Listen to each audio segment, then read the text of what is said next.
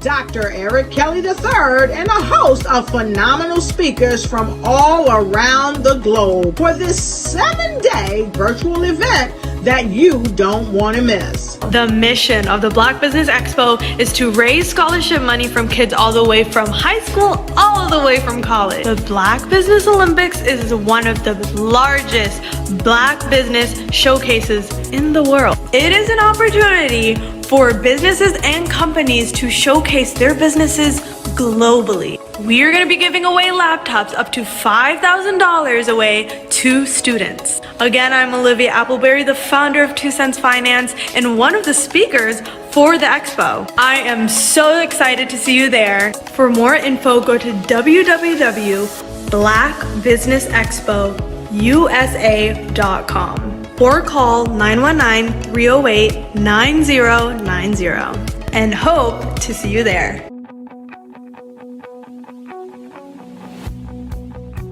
I am Black Business. From the moment I wake until the time I sleep. Yes, I am Black Business. I am Black Business. Tell me, are you Black Business?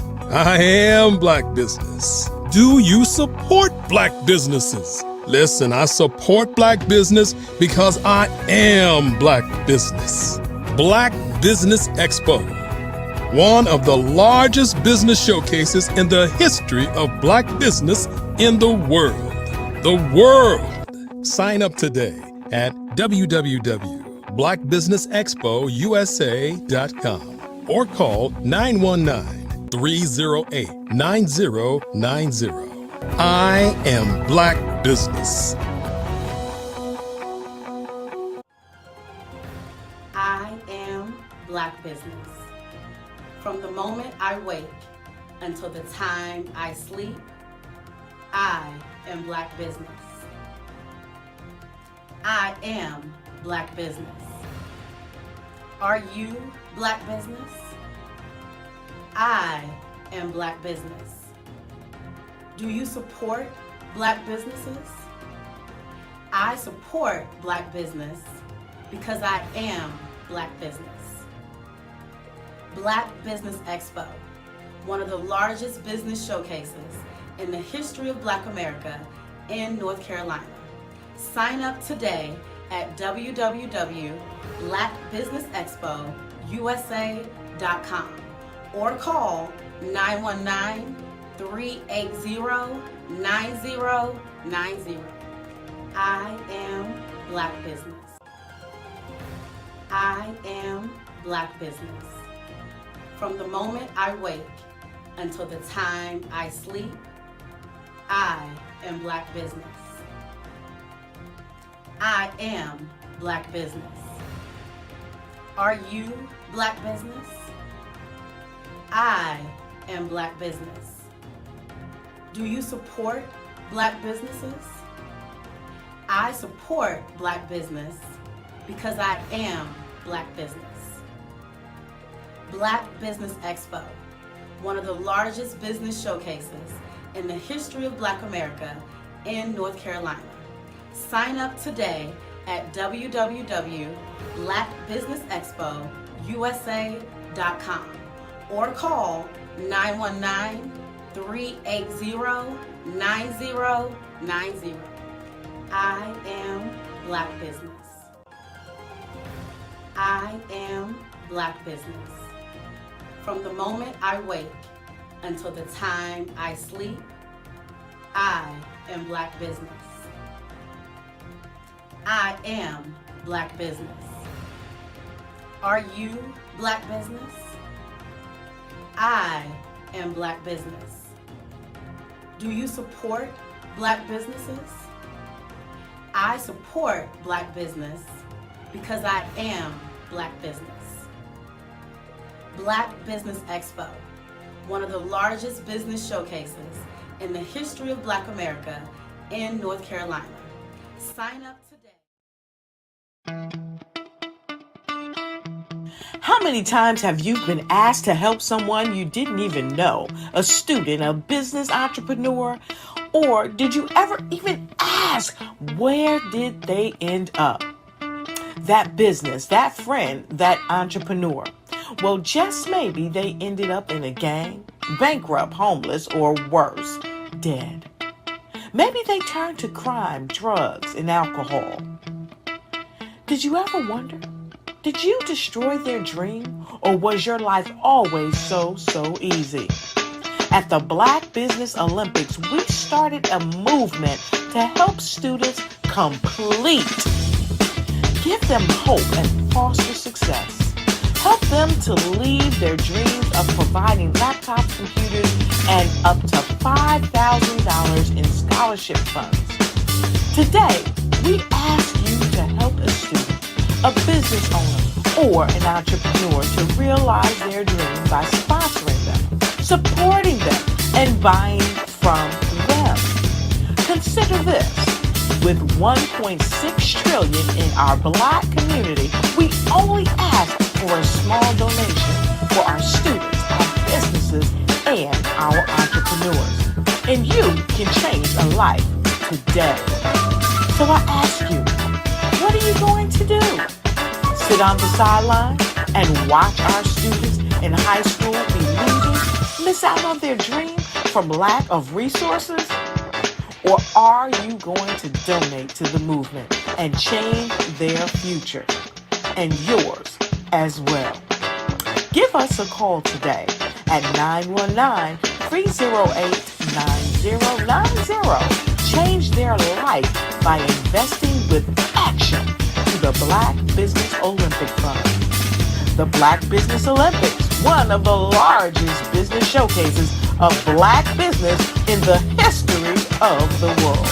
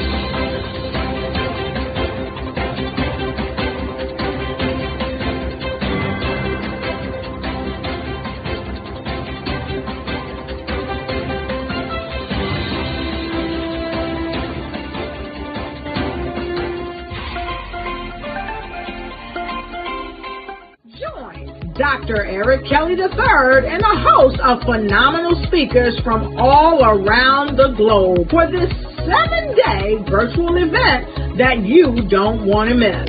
The mission of the Black Business Expo is to raise scholarship money from kids all the way from high school, all the way from college. The Black Business Olympics is one of the largest Black business showcases in the world. It is an opportunity for businesses and companies to showcase their businesses globally. We are going to be giving away laptops up to $5,000 away to students. Again, I'm Olivia Appleberry, the founder of 2 Cents Finance and one of the speakers for the expo. I am so excited to see you there. For more info, go to www.blackbusinessexpousa.com or call 919-308-9090 and hope to see you there. I am Black Business. From the moment I wake until the time I sleep. Yes, I am Black Business. I am Black Business. Tell me, are you Black Business? I am Black Business. Do you support Black businesses?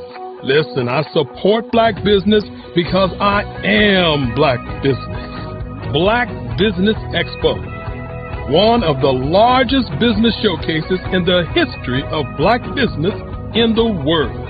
The world! Sign up today at www.blackbusinessexpo.com. blackbusinessexpo.USA.com or call 919-308-9090. I am Black Business. I am Black Business. From the moment I wake until the time I sleep, I am Black Business. I am Black Business. Are you Black Business? I am Black Business. Do you support Black businesses?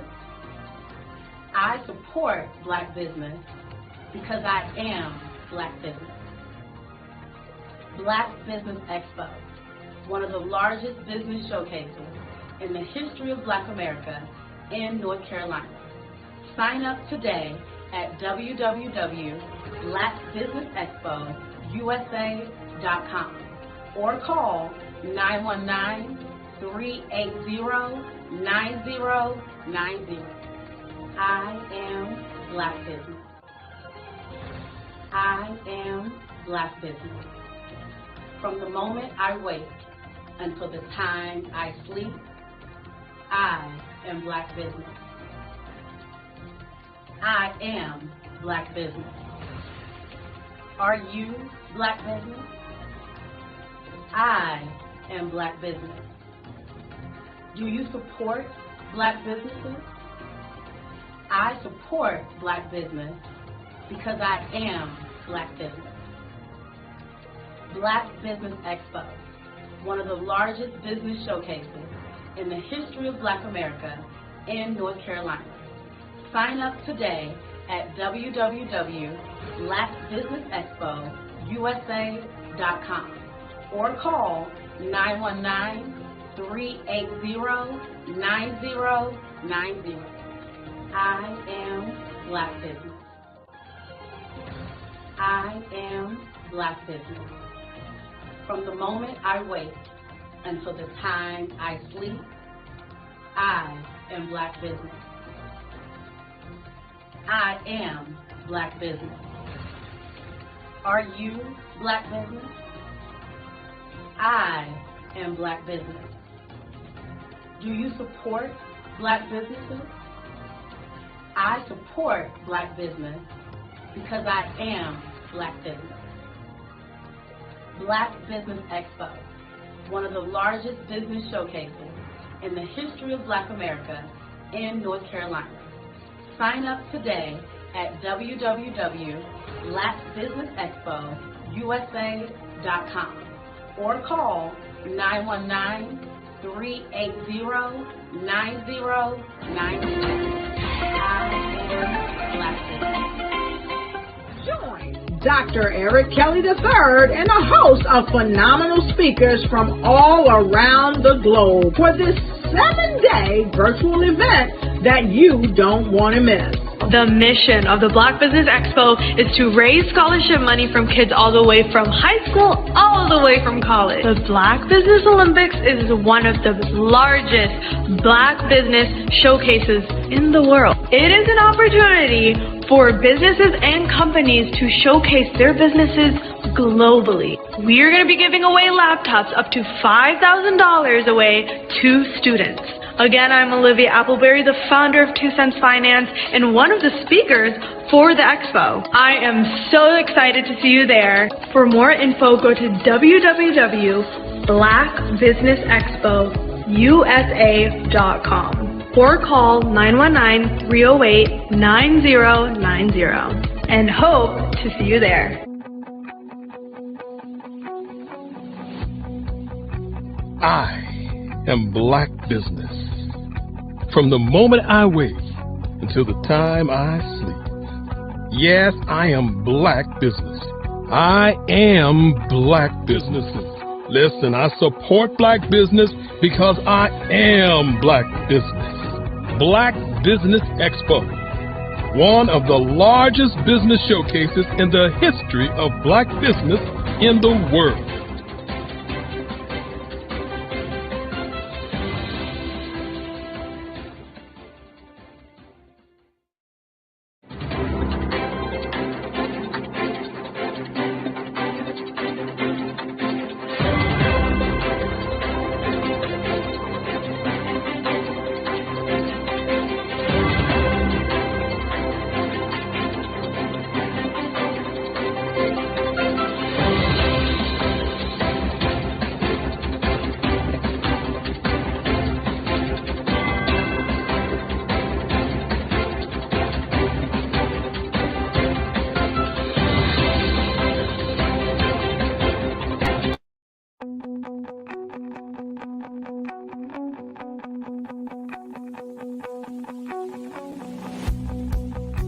I am Black Business. From the moment I wake until the time I sleep. Yes, I am Black Business. I am Black Business. Tell me, are you Black Business? I am Black Business. Do you support Black businesses? Listen, I support Black business because I am Black Business. Black Business Expo, one of the largest business showcases in the history of Black business in the world. The world! Sign up today at www.blackbusinessexpousa.com or call 919-308-9090. I am Black Business.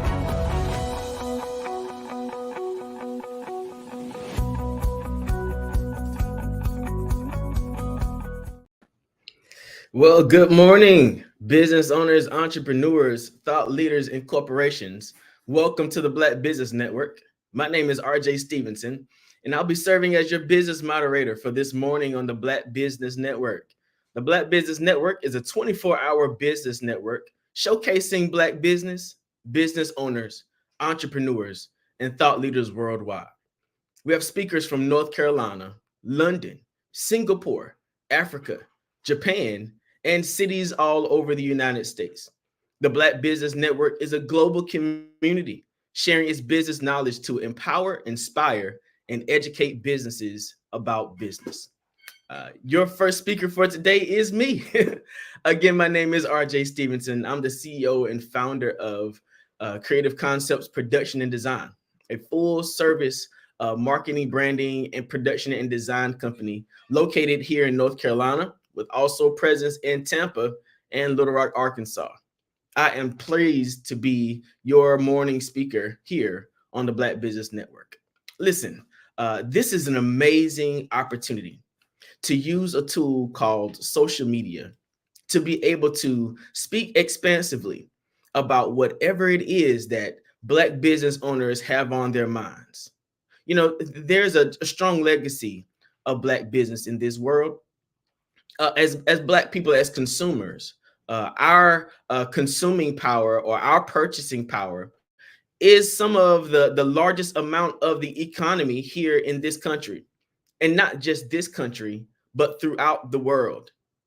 Can you imagine the buying power of a collective Black community? Can you imagine the kind of impact and difference that the dollars that the Black community ingest, not only here in the United States, but across the diaspora, should have on the economic power of the world? Only if we could find a way to combine our resources and focus our energy towards having a better world. Man, can you imagine what it would be like for us to have stronger educational systems in our community?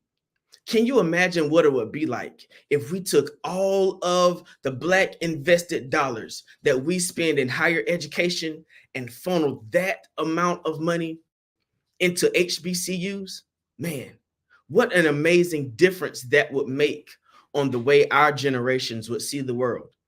What an amazing thing it would be for us to all gather together all of the scholarship money that we invest in other endowment and in other places and in other charitable organizations and other philanthropic opportunities, and focused all of that money towards helping a little Black boy or a little Black girl.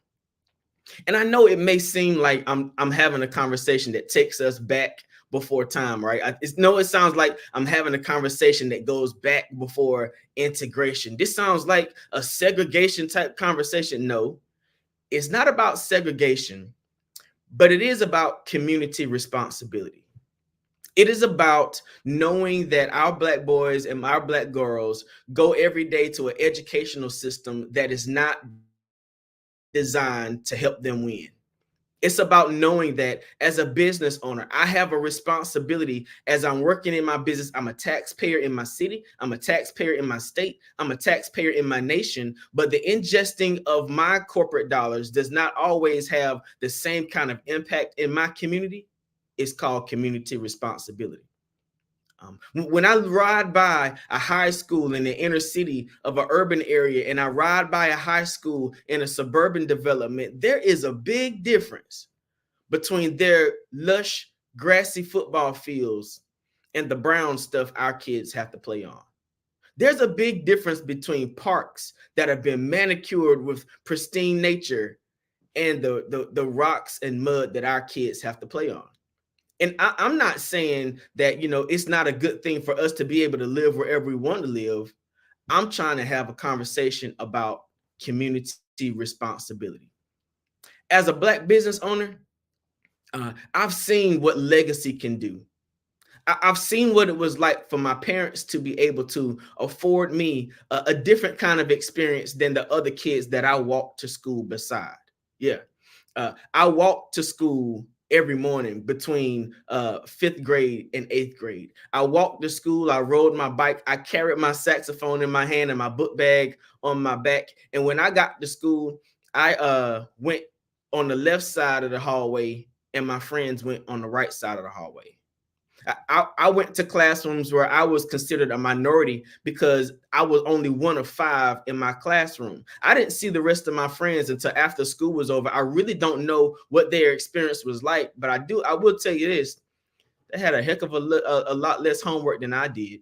And I'm thankful for the experience of my education, but it taught me a tremendous lesson about community responsibility.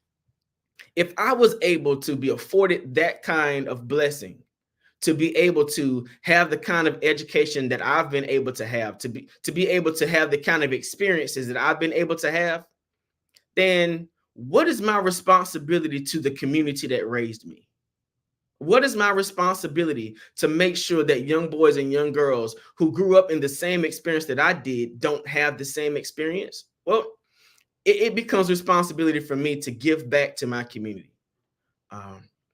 In Tampa, Florida, I developed an organization called Rock the Block. And the term Rock the Block was ROC as an acronym, R period, O period, C period. The ROC meant reconditioning our communities.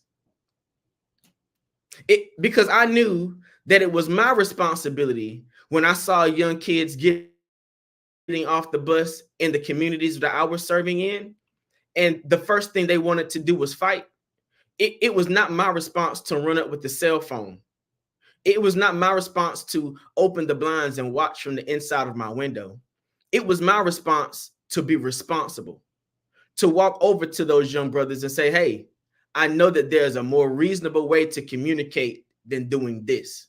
Hey, I've seen what happens when this becomes the way that you answer to your problems. Hey, why don't you allow me to take some time with you to teach you some things that can cause you to put your energy in another place? Hey, aren't you all friends in the first place?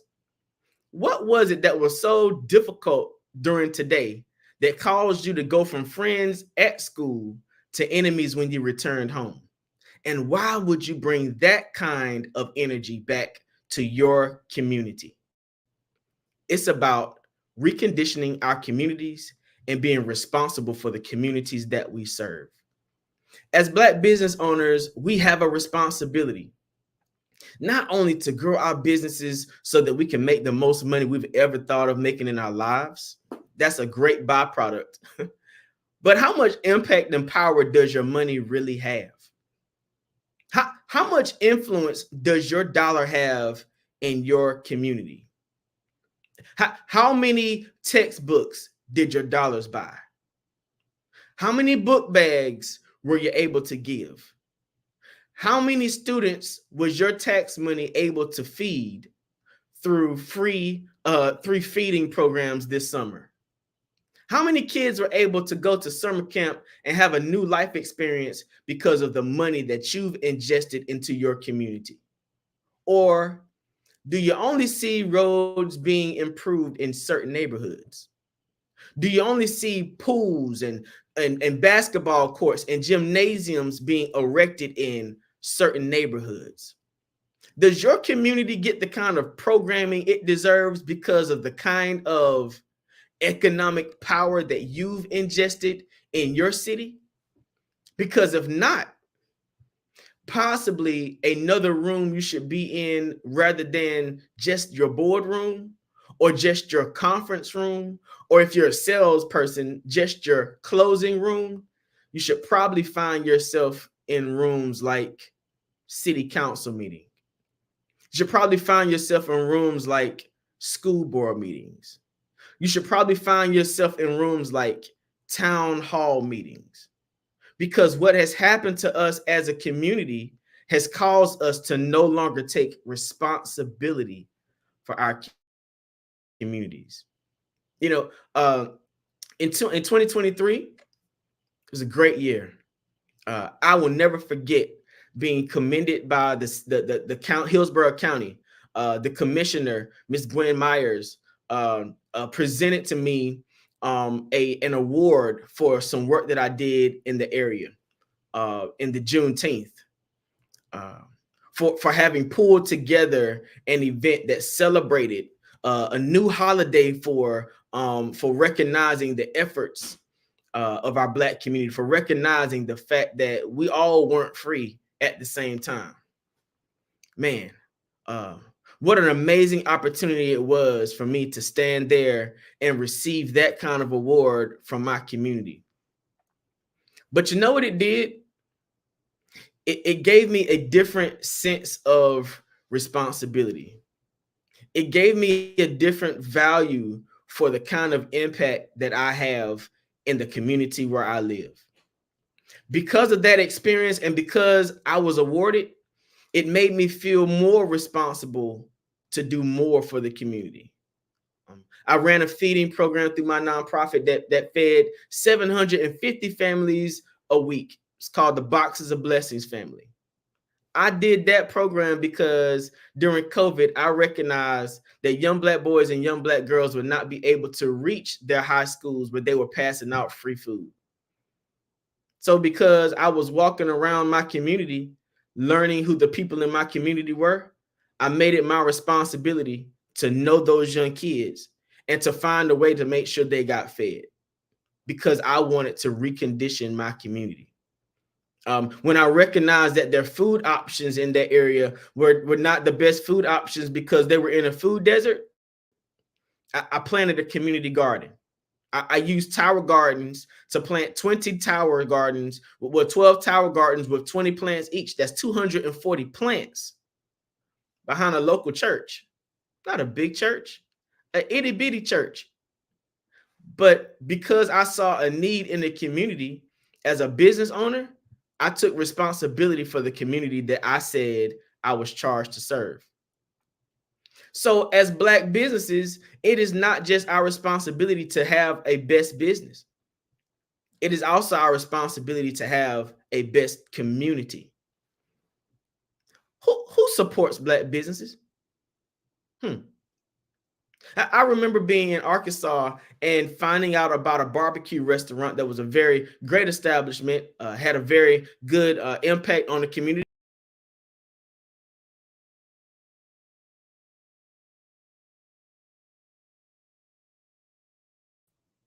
And what I found out was that the majority of their clientele were not Black people. Oh man, what an interesting situation we had. I was a pastor in that community in Conway, Arkansas, and I was going around trying to meet the Black business owners so I could, recognize them, so I could give them some business whenever it was time for us to do things. So whenever I had community events, that they would come out and I could show the community who the other Black businesses were, so we could cause that economic dollar to continue to recycle in our community. But you know what I found out? I found out that barbecue restaurant's major clientele was not even the brothers and sisters in the community. It was the lawyers and the judges and the doctors. They weren't the lawyers, judges, and doctors from our community. It was the majority community that would come over and give his business more support.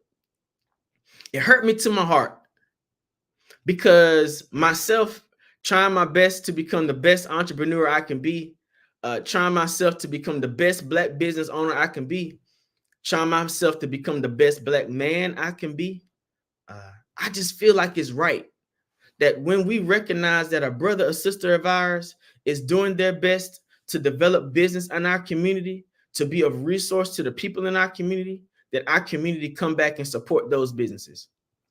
So the conversation about Black business is not only about how Black business owners can support the community, but how our communities can support each other.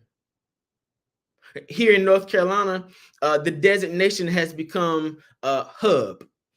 The letters HUB stand for historically underserved businesses.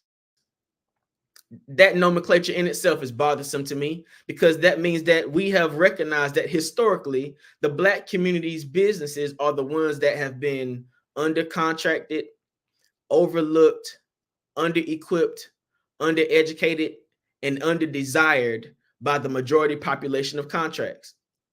It's almost the same program as affirmative action, but this time for Hub, they specifically targeted, or not targeted, but identified that Black businesses need some support that other people already get. So if you're a Black business owner in the state of North Carolina and you've not registered your business as a Hub business, there are certain contracts that you can't even qualify for. There's certain vending opportunities in this state that nobody will see your name and know about the opportunity to work with you because you've not registered as a historically underserved business. But hold on, wait, there's more. This Hub designation is not just for Black businesses. It's not just for minority businesses. It's for women businesses. It's also for veterans businesses. Yeah.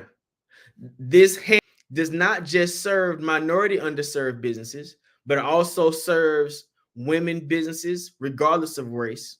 And it also serves veteran businesses regardless of race. Well, if you take a percentage that you've designated for a minority community and you also add women from the majority and veterans from the majority, how much of a percentage do you think that initial minority community will really be impacted by? Then take into consideration that there's many businesses in the minority community who's never even heard of this program. There's many businesses that have been operating in the minority business in the community for decades and don't know anything about this new program called historically underserved businesses. How would they get served? Who is communicating with the previously noted businesses or established businesses to even let them know that this kind of opportunity exists? That's why something like a Black business network is important. Not because it's all about Black business. I love being Black. I'm Black from the time I wake up in the morning to the time I go to bed at night. I'm Black all day long. But not just because of that.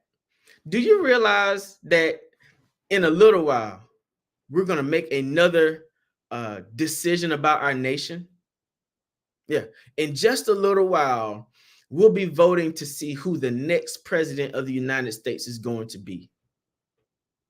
As Black business owners, what is our responsibility to our community to educate them about what a political figure in a political office, what kind of impact that makes on our community so that they can make educated decisions about who they select? It's a whole lot more going on in our nation today as it regards to political nominations and elections than is it a Republican or a Democrat. I know that there are some who prefer one former candidate over another, actually former president over another former president, because of how much impact that person had in the Black business community. But how much impact did the person have in the Black community? So our business cannot just be about what we do on a day-to-day basis. Our business has to go beyond the numbers of expenses versus revenue. Our business has to become being responsible for the business of community. Because after it's all that's said and done, after your business has been businessing, you're still Black.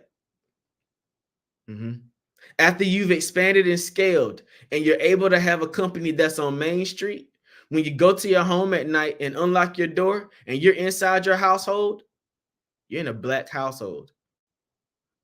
And no matter what the gate size is, when you drive up to your neighborhood and who the person is that is at the security gate that allows you to go inside, when you drive through that gate and you take that key out of your ignition or push the button, if you're blessed like that, and you walk up to your house and you ring a doorbell, that's a doorbell to a Black household in a gated community.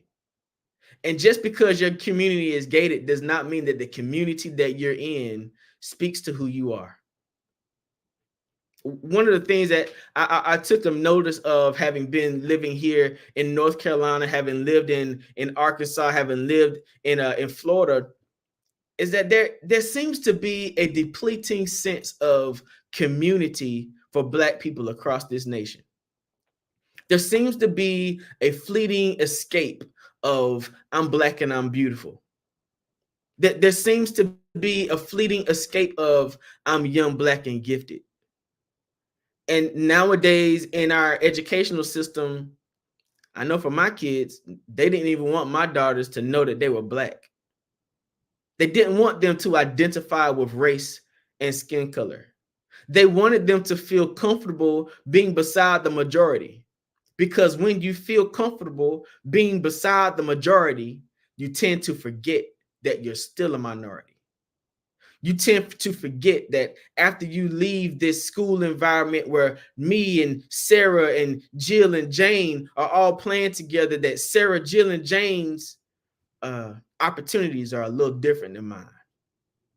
Sarah, Jill, and Jane gets to come to school and see someone who looks like them represented in the classroom as a teacher every day. And I don't necessarily get to see that at my school. Sarah, Jill, and Jane can watch television and see many individuals who look like them in prominent positions and prominent opportunities, but I don't necessarily see someone who looks like me. Do you remember your first Black teacher? You will never forget the name of the individual in your education opportunity who looked like you. Because when they look like you, they understand your perspective a little bit differently. To me, some people would say there's no need for a Black business network, because why can't it just be the business network? Well, the truth of the matter is, having a Black business is much different from having a different kind of business. Having a Black business means that I don't just get to go to a bank and apply for a loan and get an immediate yes. Having a Black business means that I don't just get invited to the association dinners. I don't just get nominated for the awards. I don't get nominated for accolades. I'll probably never be one of the best of the best in the city for this year, because I'm a Black business. Because I recognize I'm a Black business, I identify with my Black community. So, Black contractors, if you have a Black construction company and you're bidding as a part of an award for a construction project in your city, have you ever imagined the kind of economic impact that the project is having for the Black community? We're not just talking about, I'm glad that you're able to employ a workforce. I'm glad that you're able to have Black people in your accounting, Black people in your sales, Black people who are working as project managers, and even other Black GCs that work along with your business. But have you thought about the economic impact of the project that you've won with that contract? Because sometimes when we're dealing with responsibility, every contract ain't a good contract. Every opportunity is not a good opportunity. I want to give a shout out at this moment to the CDC of Tampa Bay. Yeah, the Community Development Corporation of Tampa Bay, the Coney family. I'm not directly related to them. They've not done, they never given me any money that I know of that will help any of my projects. This is not because of that. This statement is because of what I see them consistently doing to build the Black community in Tampa Bay. Miss Chloe and Mr. Ernest, they consistently find themselves connected to the income opportunities and the economic opportunities that push the Black community in Tampa Bay. They've made it their business to make certain that they've enlisted Dr. Jeffrey Johnson to make certain that Black business owners are able to get to the training and networking and development necessary to be successful in the Tampa Bay area. And I'm only talking about that in Tampa Bay because that's an area I'm very, very familiar with. But I'm sure that there's somebody in your neighborhood or your community or your state or your city who's doing the same thing, doing what they can do to impact Black business as it relates to Black community. And I know in Tampa, it's very, very attractive to get a contract to go down and build Waters Avenue, where there's the stadium and the arena and the convention center. Wow, that place is amazing. You've got the different port down. You got the seaport down there. You've got the different areas where University of South Florida is building up and making an impact in the downtown community. That's a whole lot of money ingested in an area that ain't got no Black folks. I wonder how many Black-owned businesses are in the Water Street community. I wonder how many Black-owned businesses are in downtown Tampa. Now, if the major contracts that the city finds as opportunities in your area, no matter where your area is ingested in an area where your community ain't, shouldn't you have a problem with that? If the major amount of invested money to recondition your city's areas are ingested in areas that used to be Black communities but no longer have a Black presence, shouldn't you be concerned with that? What happened to all the Black houses? There's Black people who used to live in this community. Where do they live now?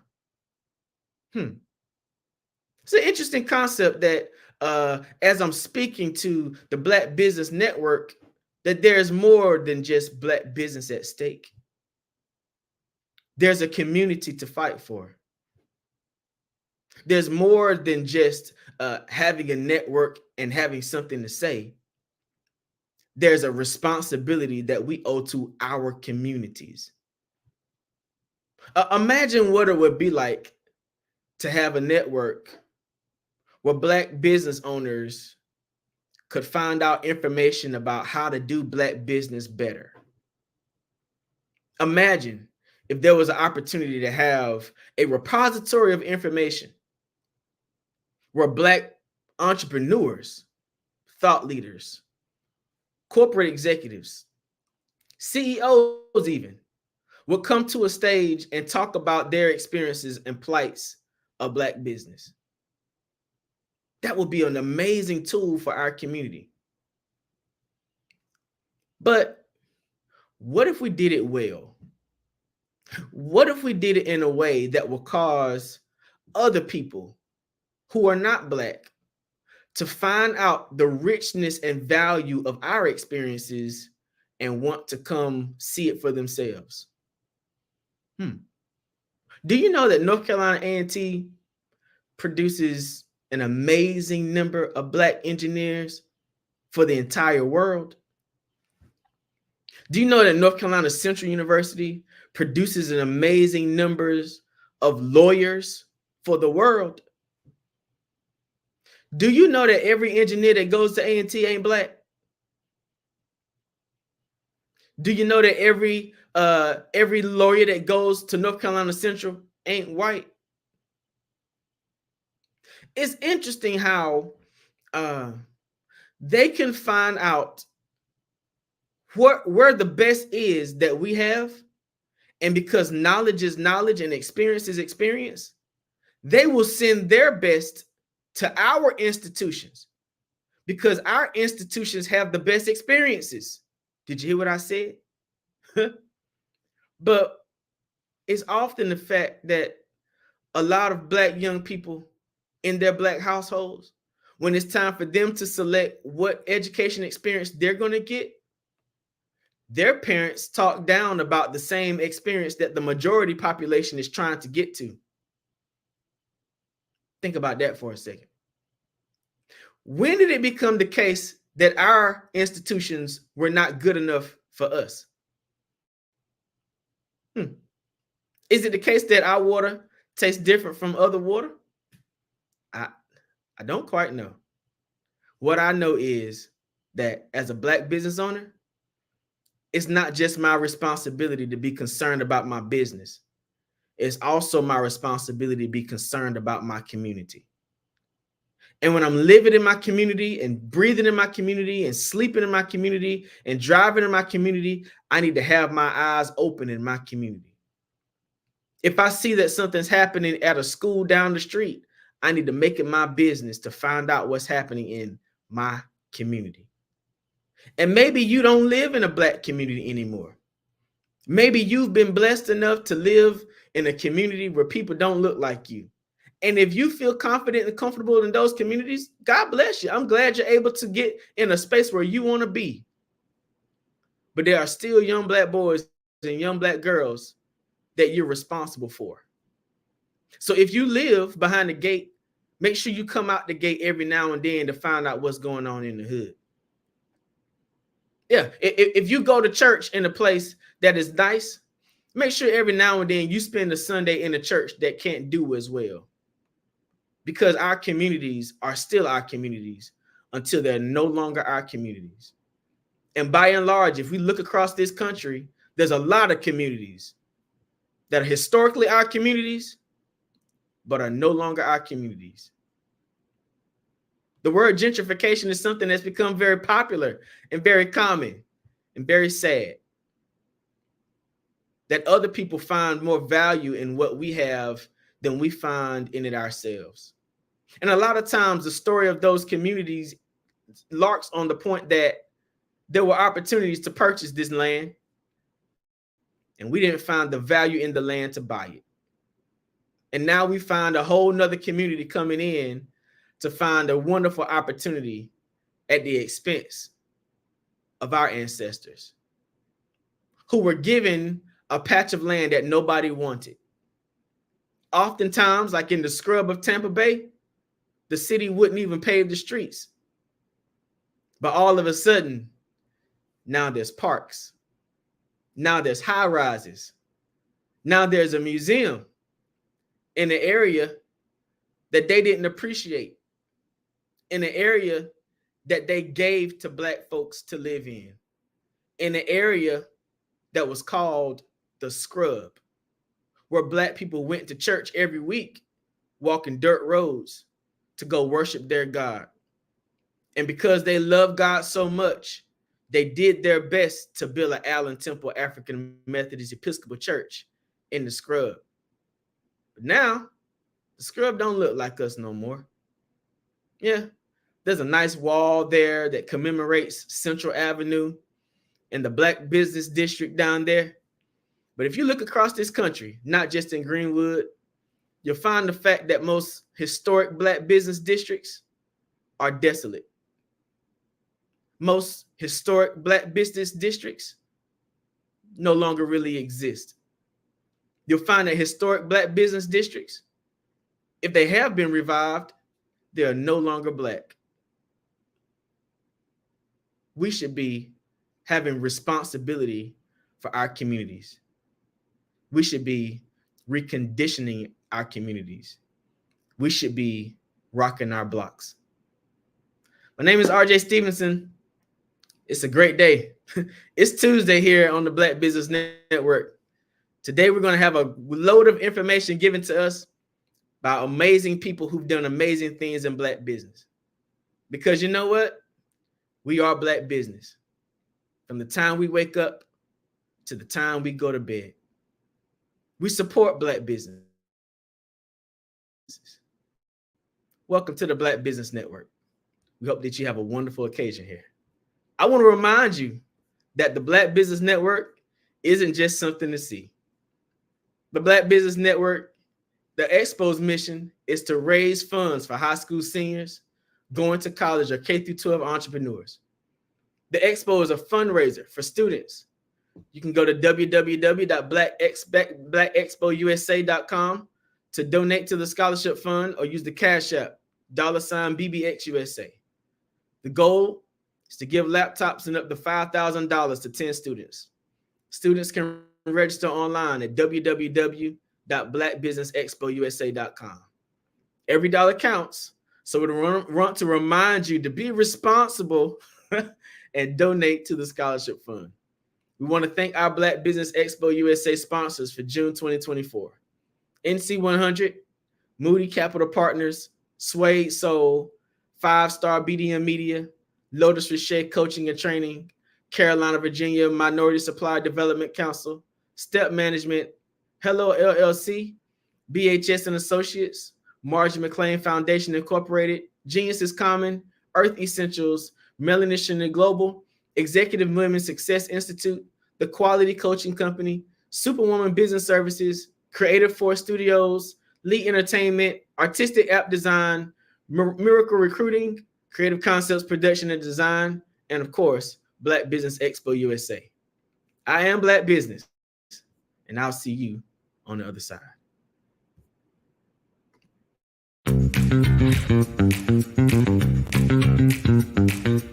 It's time for you to start bossing in social media.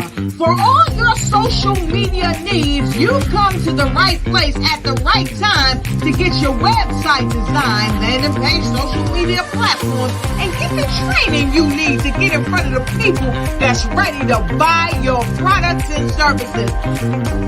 Let me train you with StreamYard, Zoom, Clubhouse, and much more. And let me help you get your virtual professionals, not assistants, because assistants can only assist you, but the virtual professionals can give you that professional flavor that you need to expand your reach and increase your revenue. Jump on in and get in where you fit in and start bossing today.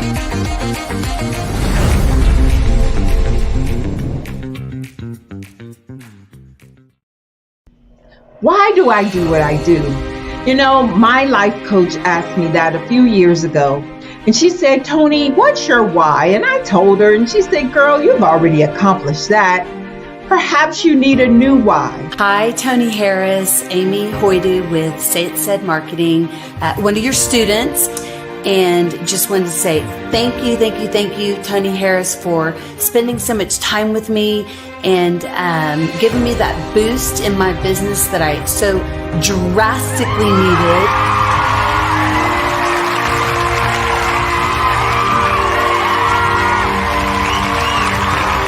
My why is to touch, move, and inspire my clients to take drastic steps to be better than they were before they met me. I'm a resource. I'm a connector. I want to help people build deeper relationships that are beneficial to their life and business. That's what I do best. So, first thing you got to do is show up. And speaking is a way to magnetically attract your ideal client to you. How many of you use social media that way? Absolutely, and this is how you look to the world. Drastic steps are the steps that are needed to be successful. And my business is drastic denotes a mindset. Getting out of your comfort zone. Doing something that you don't necessarily feel comfortable doing, want to do, but you know it's a necessary step to be successful in your business. I get the most satisfaction when I see my connections flourishing into relationships long after I am gone. Hi, my name is Jasmine Augustine with Media Jasmine, and I've joined several networking and referral groups in the area. And Network in Action Northeast Houston with Tony Harris Taylor is one of the best organizations that I've joined. I love that piece of what I do. and it is what fuels my fire.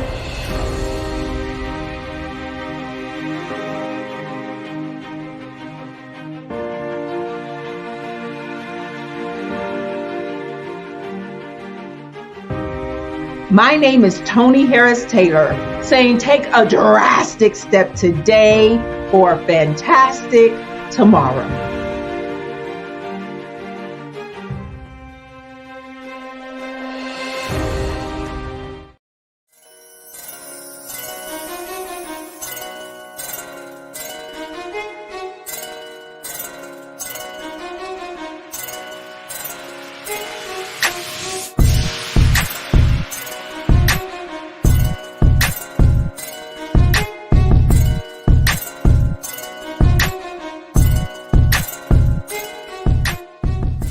And then there were 12.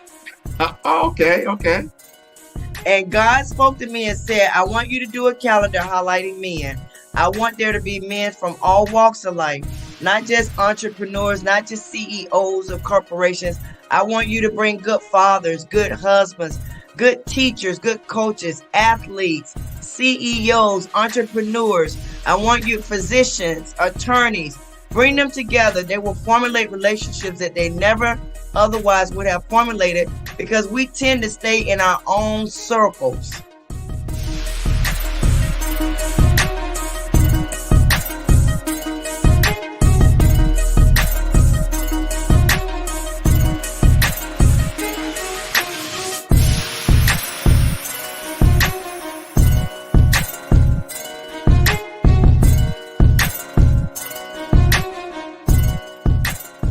So I know what the vision is. I know my instructions. And that's why every year I stretch myself even further.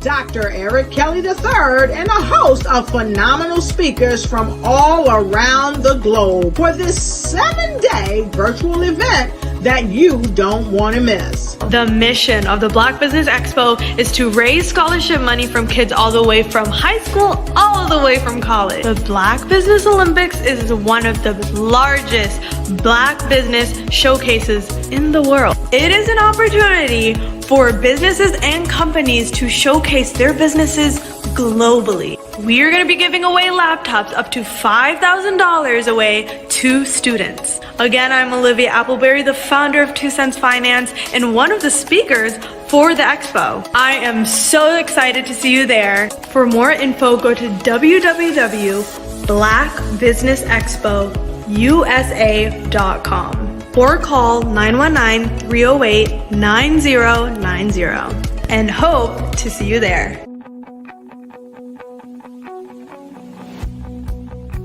I am Black Business. From the moment I wake until the time I sleep. Yes, I am Black Business. I am Black Business. Tell me, are you Black Business? I am Black business. Do you support Black businesses? Listen, I support Black business because I am Black business. Black Business Expo, one of the largest business showcases in the history of Black business in the world. The world! Sign up today at www.blackbusinessexpousa.com or call 919-308-9090. I am Black business. I am Black business. From the moment I wake until the time I sleep, I am Black business. I am Black business. Are you Black business? I am Black business. Do you support Black businesses? I support Black business because I am Black business. Black Business Expo, one of the largest business showcases in the history of Black America in North Carolina. Sign up today at www.blackbusinessexpousa.com or call 919-380-9090. I am Black business. I am Black business. From the moment I wake until the time I sleep, I am Black business. I am Black business. Are you Black business? I am Black business. Do you support Black businesses? I support Black business because I am Black business. Black Business Expo, one of the largest business showcases in the history of Black America in North Carolina. Sign up today at www.blackbusinessexpousa.com or call 919-380-9090. I am Black business. I am Black business. From the moment I wake until the time I sleep, I am Black business. I am Black business. Are you Black business? I am Black business. Do you support Black businesses? I support Black business because I am Black business. Black Business Expo, one of the largest business showcases in the history of Black America in North Carolina. Sign up today. How many times have you been asked to help someone you didn't even know, a student, a business entrepreneur, or did you ever even ask, where did they end up? That business, that friend, that entrepreneur. Well, just maybe they ended up in a gang, bankrupt, homeless, or worse, dead. Maybe they turned to crime, drugs, and alcohol. Did you ever wonder? Did you destroy their dream, or was your life always so easy? At the Black Business Olympics, we started a movement to help students complete. Give them hope and foster success. Help them to leave their dreams of providing laptops, computers, and up to $5,000 in scholarship funds. Today, we ask you to help a student, a business owner, or an entrepreneur to realize their dreams by sponsoring them, supporting them, and buying from them. Consider this. With $1.6 trillion in our Black community, we only ask for a small donation for our students, our businesses, and our entrepreneurs. And you can change a life today. So I ask you, what are you going to do? Sit on the sideline and watch our students in high school be leaders, miss out on their dream from lack of resources? Or are you going to donate to the movement and change their future and yours as well? Give us a call today at 919-308-9090. Change their life by investing with action to the Black Business Olympic Fund. The Black Business Olympics, one of the largest business showcases of Black business in the history of the world.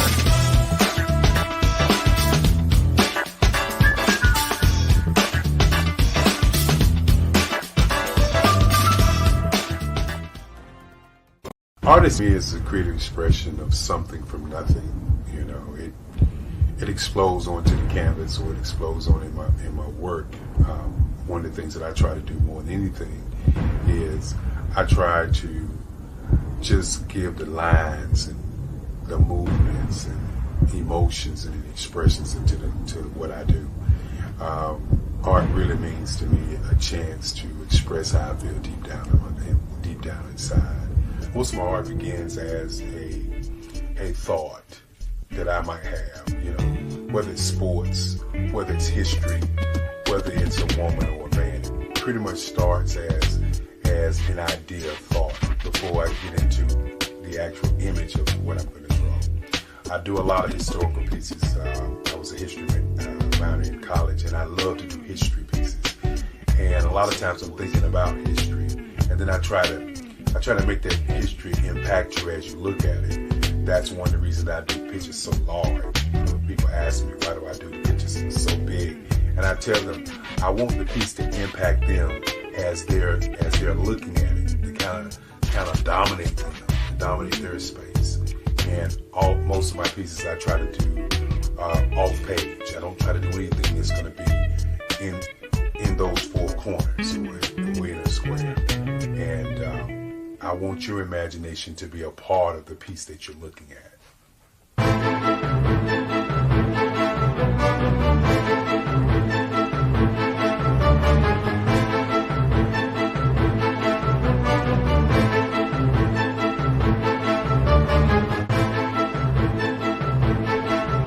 The way I feel when I'm drawing, when I'm creating something, is I feel free. I feel like there's an anticipation of something that's going to come. I try not to draw first. I try to draw second. And what I mean by that is I try to allow myself to kind of get into the piece and just relax. Sometimes I miss time. I'll draw 2-3 hours, sometimes 4 hours. And while I'm drawing, it's just a free. I just feel free. I mean, I feel like time stands still.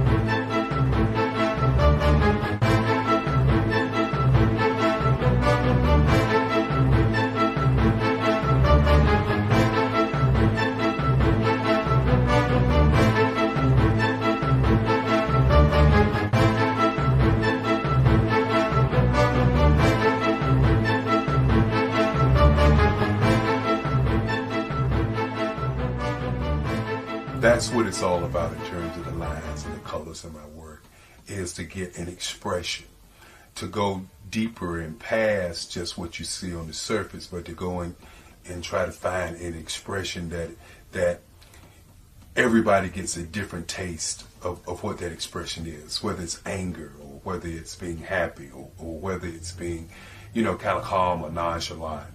That expression that people take away from the piece is the most important part of what I do as an artist. Bold is the size of my pieces, where I try to do the piece larger than life, to kind of push forward toward you. That's what the boldness is all about. It's not so much about the lines, it's about the size.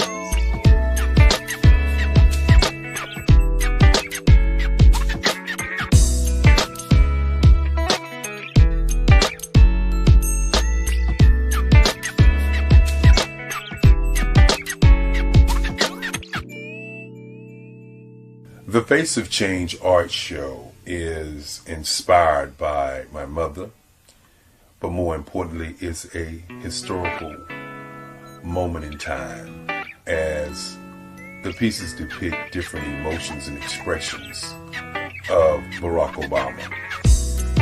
The 44th president is indicative of the 44 pieces of art that I have done in this particular collection.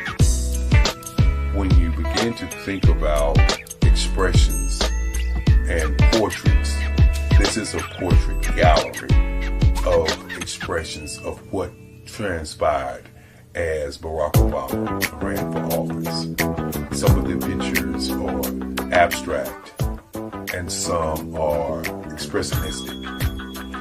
And I combined both of those forms of art to create this collection of art pieces.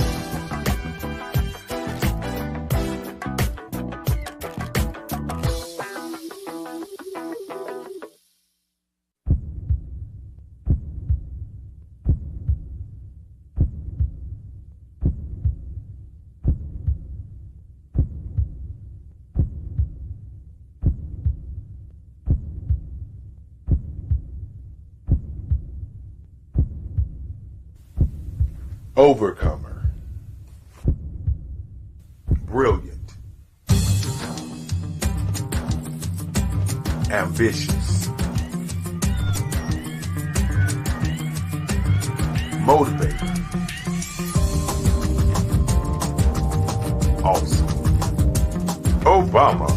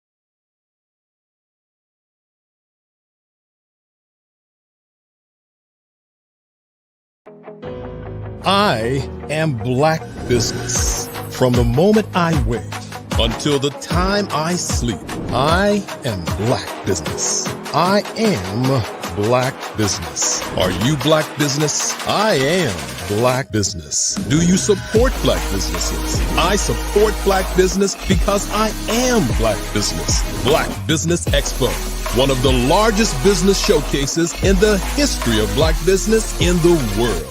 Sign up today at www.blackbusinessexpousa.com or call 919-308-9090. I am Black Business.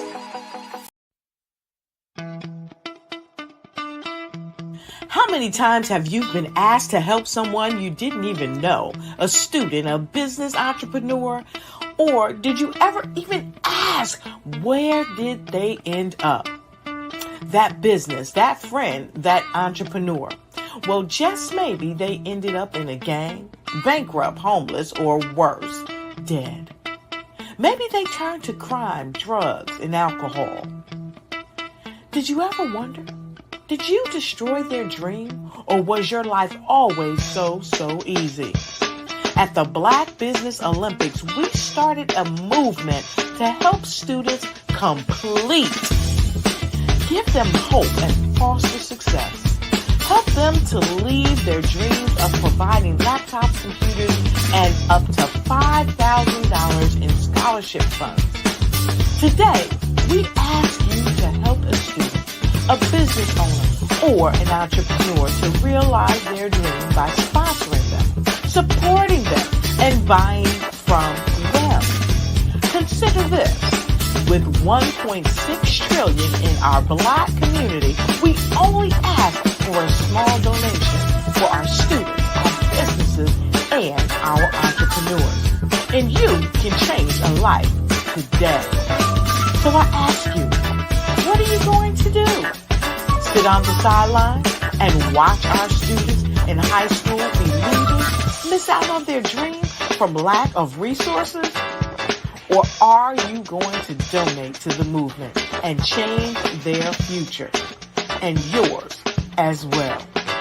Give us a call today at 919-308-9090. Change their life by investing with action to the Black Business Olympic Fund. The Black Business Olympics, one of the largest business showcases of Black business in the history of the world.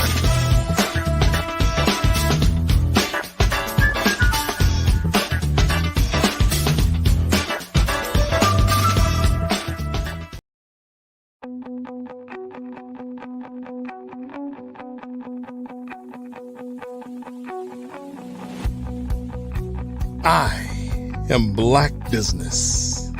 From the moment I wake until the time I sleep.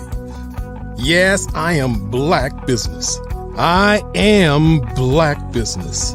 Tell me, are you Black Business? I am Black Business. Do you support Black businesses? Listen, I support Black business because I am Black Business. Black Business Expo, one of the largest business showcases in the history of Black business in the world. The world!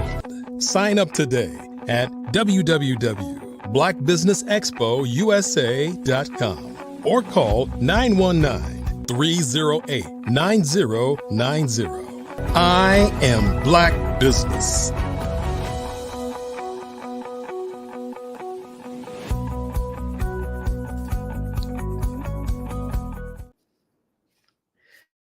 Good morning again, business owners, entrepreneurs, and thought leaders and corporations.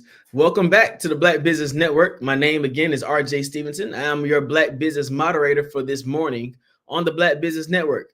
The Black Business Network is a 24-hour business network showcasing Black businesses, business owners, entrepreneurs, and thought leaders worldwide. We have speakers from North Carolina, London, Singapore, Africa, Japan, and cities all over the United States. The Black Business Network is a global community sharing its business knowledge to empower, inspire, and educate businesses about business. Our next speaker for this morning is Miss Angela Baptiste. Angela Baptiste, MBA, has been a leader in the field of business-to-business sales operations in the telecommunications industry for the past 26 years, winning several coveted awards in her field. Recognizing the desire that people had for uplifting, inspirational, and motivational content after transitioning from the corporate world, she got certified as a speaker, coach, and trainer with the John Maxwell team and began her independent business. Inspire, as a way to positively influence, inspire, and empower others in her community.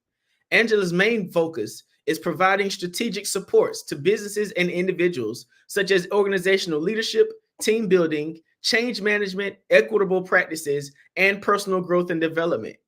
Angela enjoys being a part of the lives of others and desires for them to be successful, providing workshops, trainings, coaching, and constructive feedback to ensure they never cease to pursue their dreams and set tangible goals and objectives. She is passionate about maintaining a positive mindset and lives by the mantra, whatever you feed grows. Angela helps her clients become better leaders, be intentional with their growth plan, increase their self-awareness, be accountable, build their confidence, and shun their limiting beliefs, establish goals, make strategic plans, identify and eliminate barriers, And when she's not running her business and training leaders, she enjoys traveling the world, reading books, and gardening. Please welcome to the Black Business Network stage, Miss Angela Baptiste. Good morning. How are you? Good morning, Miss Angela. How you doing this morning? Doing well. It's beautiful day to give thanks and celebrate. Amazing, amazing. We look forward to the valuable information you'll share this morning. I am Black Business, and I'll see you on the other side. Thank you. Good morning. It's such a blessing to be here today. And when I thought about what do I want to share, I'm normally talking about goals and achieving your strategies and, living your best life. Well, today I'm talking about what it means for having values, the power of values and guiding your life, your path to success and what that should look like. So I would ask for you if you would just take a few minutes and indulge me and focus in. Just what does it mean and to have those values and how they shape our lives as leaders? Because as leaders, it's so important, right? When we're asking others to follow us, how can they follow us if we have no values? And so we should be able to identify quickly, what do we value the most as leaders in our organization, right? In our homes, when we're out in our communities, what are those things that we could say we value? Is it integrity? Is it honesty? Is it joy? Is it your family? Is it fun? What is it? Is it your faith that you hold on to in times of crisis, right? What do you value most? When you're leading, what are those things that you hold on to in order to lead those who you serve? So let's talk about the power of values and how they shape and make who you are. And you might say, Angela, what are values really? And I'll say to you, values are the principles or standards of behavior that are important to us, right? What do you value the most? What are those principles or standards based on your behavior that's important to you? These that guide your decisions and your actions and ultimately, right, determine the direction that you will take in your life.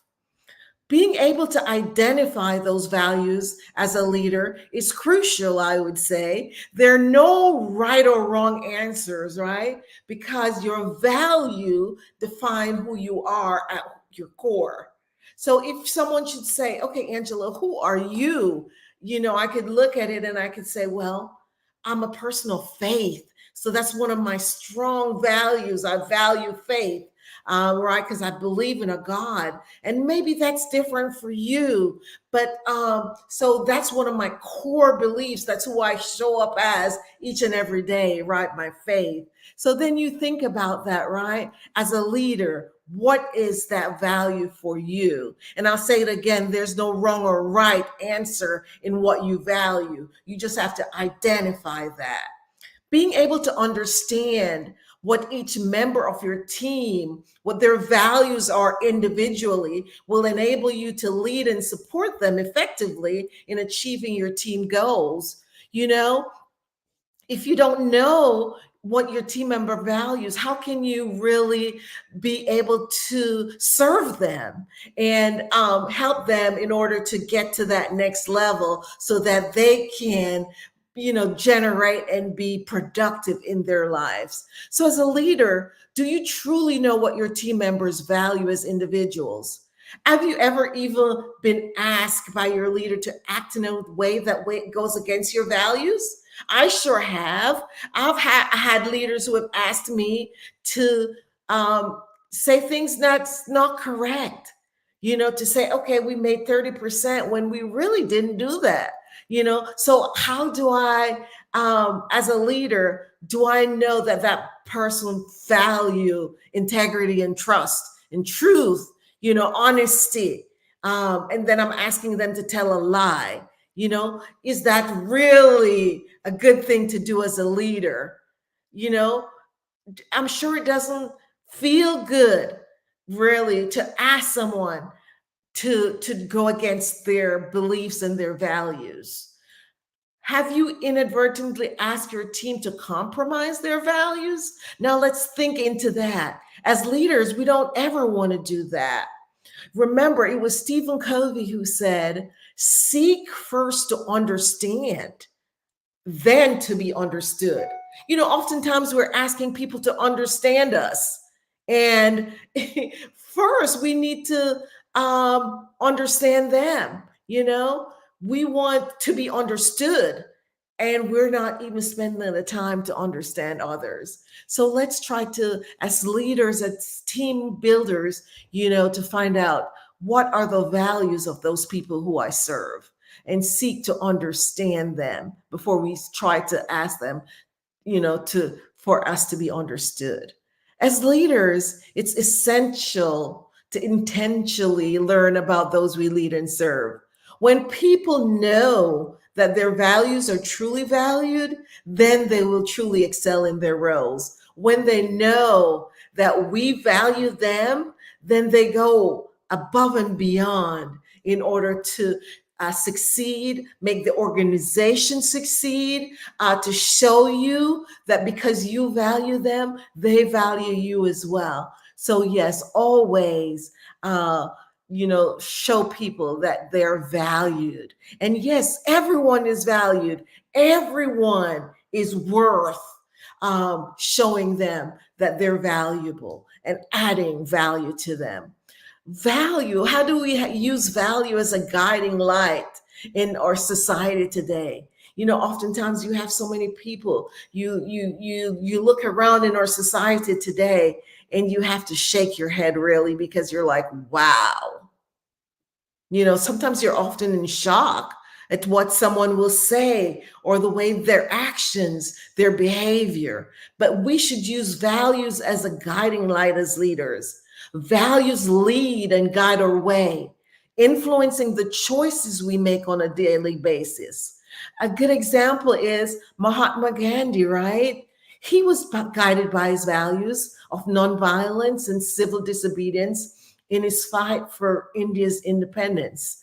All of his life, right, he guided and went by that nonviolence. And today we look up to him as one of those leaders who we will always be talking about. So values always also predict our behaviors.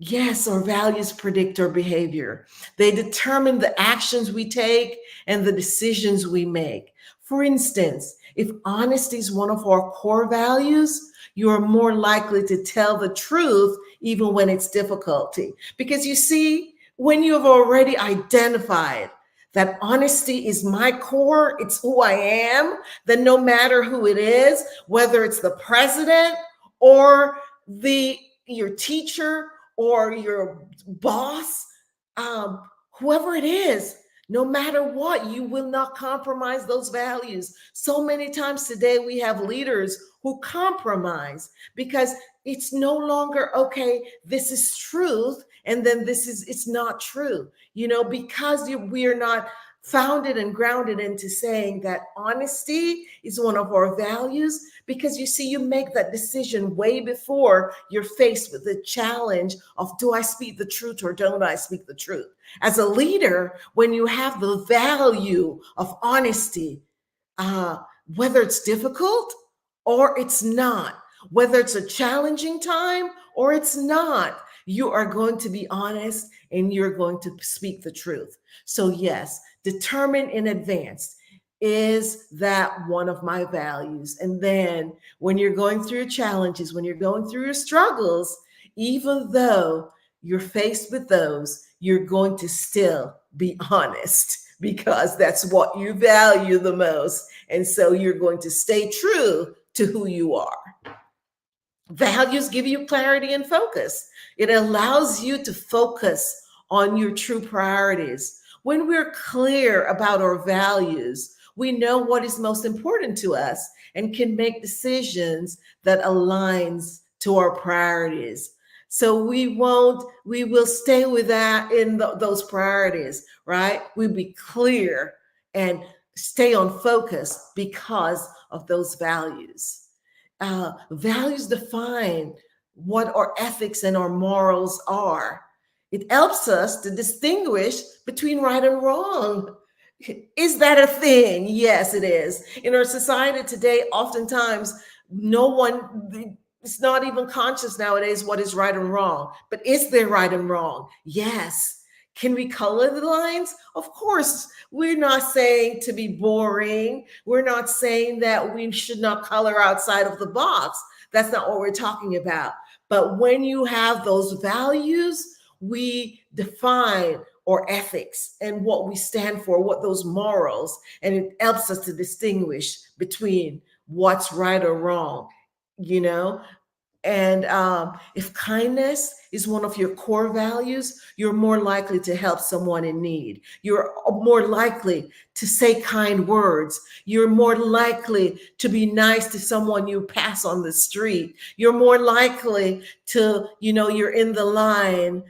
You're more likely to maybe say, okay, you could go ahead of me, right? Or would you want me to help you with your cart? Someone actually, I was pushing my cart out to at the supermarket this week, and a lady, I was so impressed. I stayed there and talked to her for over 5 minutes. She actually said, ma'am, I will put your cart back to the, where you put your carts back to. Wow. Yes, you do have kind people. And I'm sure when she woke up that morning, she determined in her heart that, yes, I'm going to be kind and nice to someone. And guess who was a beneficial of that? I benefited from her because she took my cart, took it back, and I was so blessed by that. And I stood and thanked her and spoke to her for a few minutes. Yes, we can be kindness to someone. So if they're in need, whatever it is, if that's one of your values, value help us to create standards for our behavior and our actions.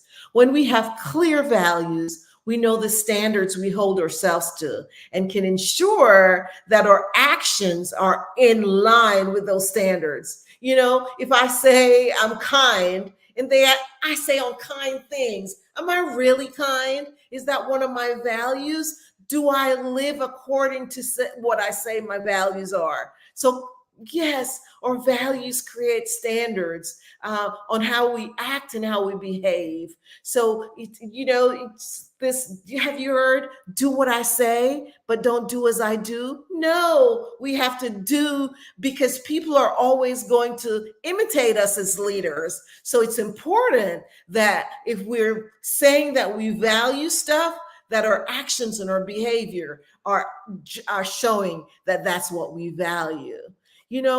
Values make hard decisions easier by providing a clear framework for decision making. So when faced with a difficult choice, we can turn to our values that will guide us and ensure that we're making the right decision. So, I don't know about you, but each and every day, every week, every month, for the year, right? We face difficulties because this is a straight road we're on. No, I don't know about you, but my road has never been straight, right? You have valleys and you have mountains, you have the ups and the downs in our journey. So on that journey, right? And we have to make those hard choices, those hard decisions that we're going to say, yes, this is what I value. These are my standards. How many times have you as a leader have had to make that decision, right?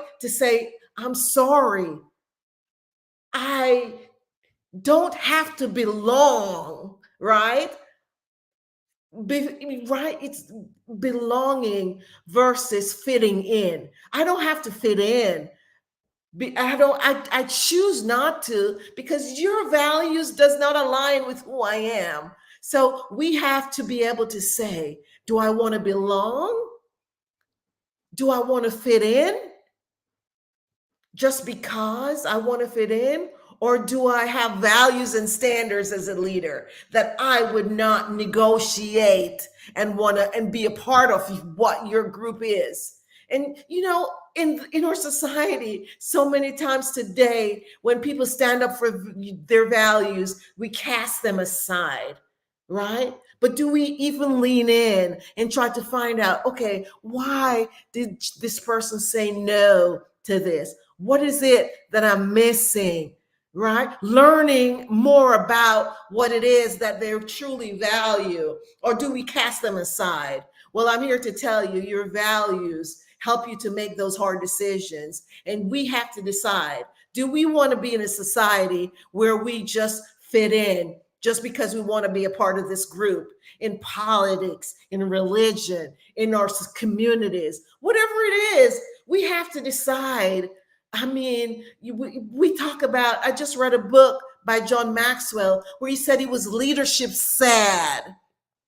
He's leadership sad. You know why? He's leadership sad because our leaders, they don't have no values. They don't have the values that says, okay, I can make our decision. What you're saying, I'm sorry, I like you, I love you, but I cannot align with you because it's against my values. That is so important in our society today. So I'm here to tell you, sit back, take a check on, are we just being a part of something because we want to be a part of it? Or do we want to hone in and say, no, I'm sorry, this is my values and I cannot align with that. Maybe I'll have to go into the wilderness like Brené Brown talks about, right? Maybe I have to go into the wilderness and be by myself, but that's okay, right? Because like Maya Angelou said, I belong everywhere and anywhere, right?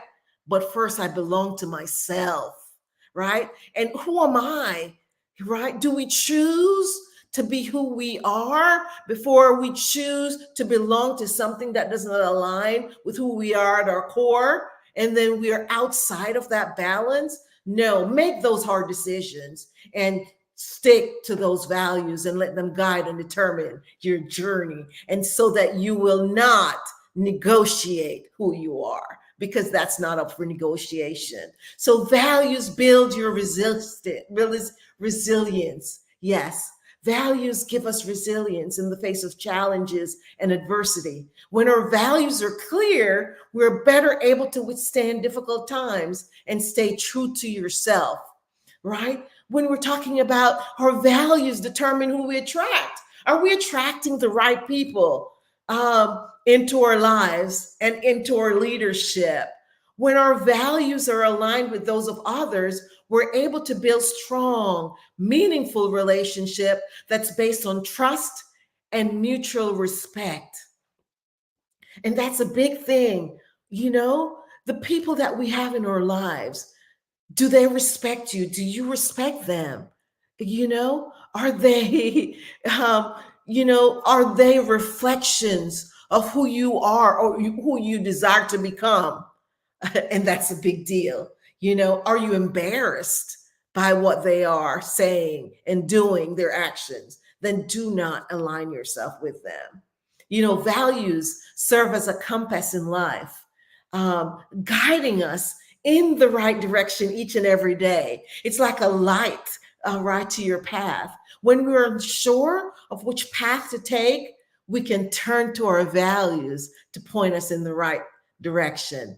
Values empower success by providing that clear roadmap for achievement. When our actions are aligned with our values, we're able to pursue our goals, which I talk about a lot, right? Last year, that's all we talked about, achieving those goals, right? Well, as leaders, that's a big thing, because as leaders, we have to define those goals, build strategies to achieve those goals. Well, guess what? Our values helps us and make us able to pursue those goals with passion and with purpose, leading us to greater success and fulfillment. So in closing today, I'm going to share with you that our values, they're not just words. They're the guiding principles that shape our lives. I encourage you, all of you today, if you're hearing me, to reflect on your values. Know what they are, right? So you can, once you know what those values are and what you, what determine where you're heading, right?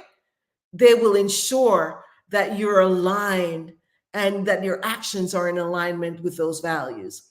Let your values be your compass as you navigate through life. I thank you so much for your time and your attention.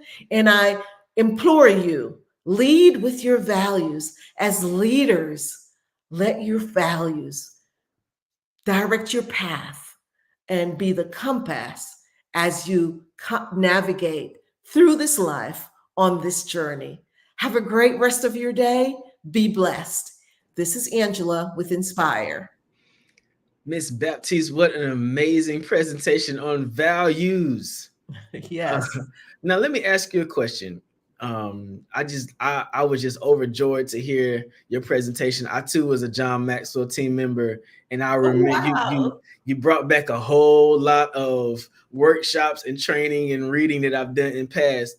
What do you say is the best way for a individual who has realized that their values no longer align with another association? What is the best way to be amicable about parting ways with that other entity?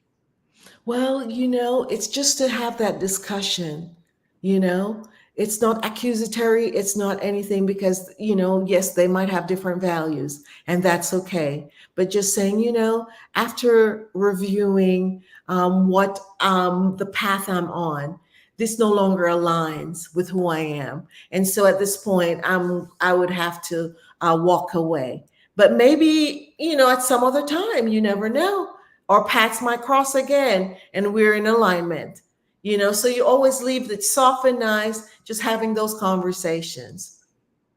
So in past, in business, you would have like a business ethics or a business morals type class or discussion. Mm-hmm. Are those workshops still relevant today, seeing how so much in business has evolved, so much in business has transitioned and changed? Should we be moving more towards a value conversation, or Oh, should we be indeed. talking about morals and ethics? Oh, indeed. Because I'm telling you, it's the basis of everything. And you could see the society, it's just, to me, it feels like it's disintegrating, right? Because values is no longer the core of who we are. And so it's moral disintegration, right? Because if you no longer stand for morals and whatever, what kind of society? That means when you can no longer determine what's wrong or right, there's a problem.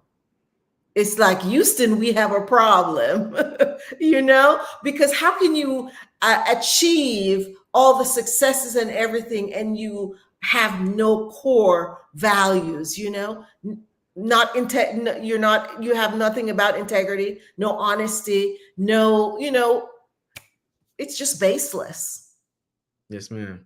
So Yes, ma'am. I think a firm foundation, you have to have true core values. And we all might have different values, right? Because, say, for example, family might be a value of mine, but it might not be of yours. And so, and is that okay? Yes, it is okay. Maybe we can't be in alignment at certain points, but I'm going to say, well, my family is number one. So I choose to do that. Right. So when you find out that your values don't align with another's values, right? Because values do evolve from, I guess, a family perspective of what you're taught in your engagements and your experiences. Mm-hmm. How do you suggest that people align their values when it comes to business? Because in business, people come along from wherever they come along from. They've had the experiences that they've had. And then when you pull them together in an orientation class, you find out that some people like orange juice and some people prefer apple juice. How do you align people's values when they come from different places? And that's where it's good in an organization where you have a culture. like I work, the culture of the company. So because a good example is I worked for Verizon, right? And they had a company culture, and I could tell you it was a list of maybe 10 things that they valued, right? Trust. And so you align them around the company culture, and this is something you talk about every day. It becomes a part of who you are, having worked there for a certain period. And so it becomes a part of the people who are on the team. And they're only going to stay on that team if they could align with that culture.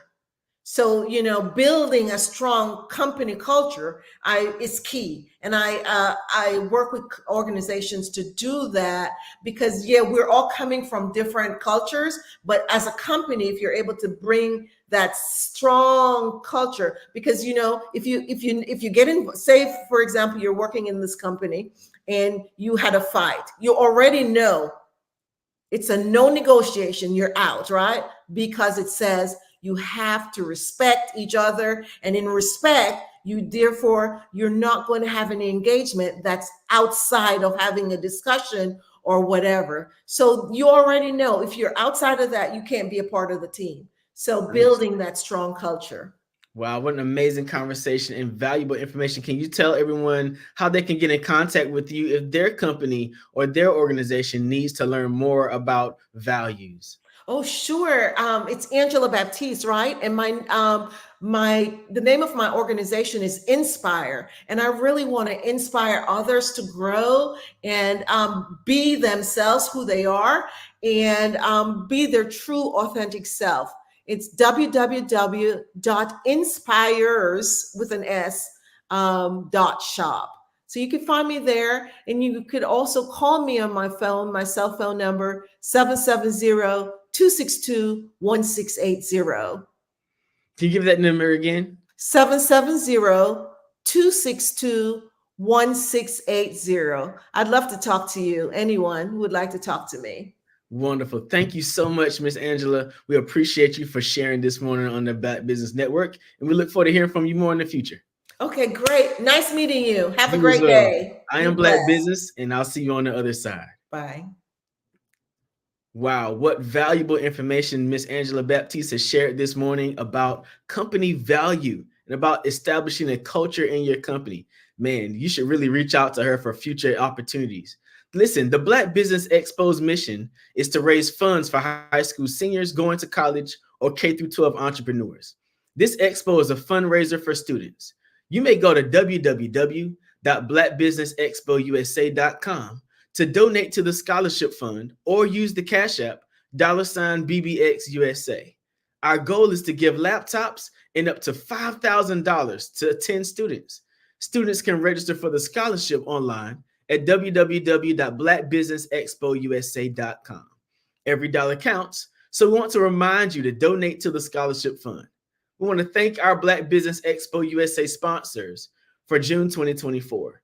NC100, Moody Capital Partners, Suede Soul, 5-Star BDM Media, Lotus Roche Coaching and Training, Carolina, Virginia Minority Supply Development Council, Step Management, Hello LLC, BHS and Associates, Margin McLean Foundation Incorporated, Geniuses Common, Earth Essentials, Melanie Shani Global, Executive Women's Success Institute, The Quality Coaching Company, Superwoman Business Services, Creative Force Studios, Lee Entertainment, Artistic App Design, Miracle Recruiting, Creative Concepts Production and Design, and of course, Black Business Expo USA.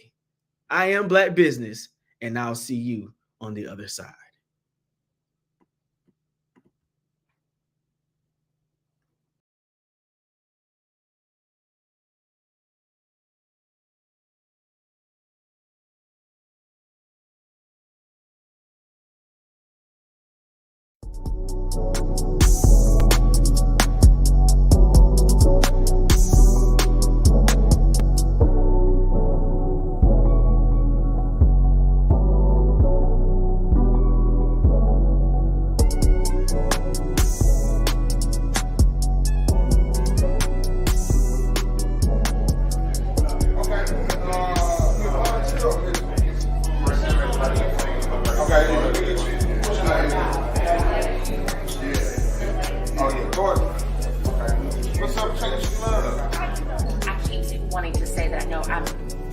churchy, but I feel the need just to say that I hope you get all the resources that you need, because they need us. Our communities need us more than we can ever imagine, and I would hate for that to be a barrier for anybody in here not to be. On May 14, 2022, a combination of 40-plus leaders, community stakeholders, volunteers, mentors, and champions convened for a pilot of a unique and special conference.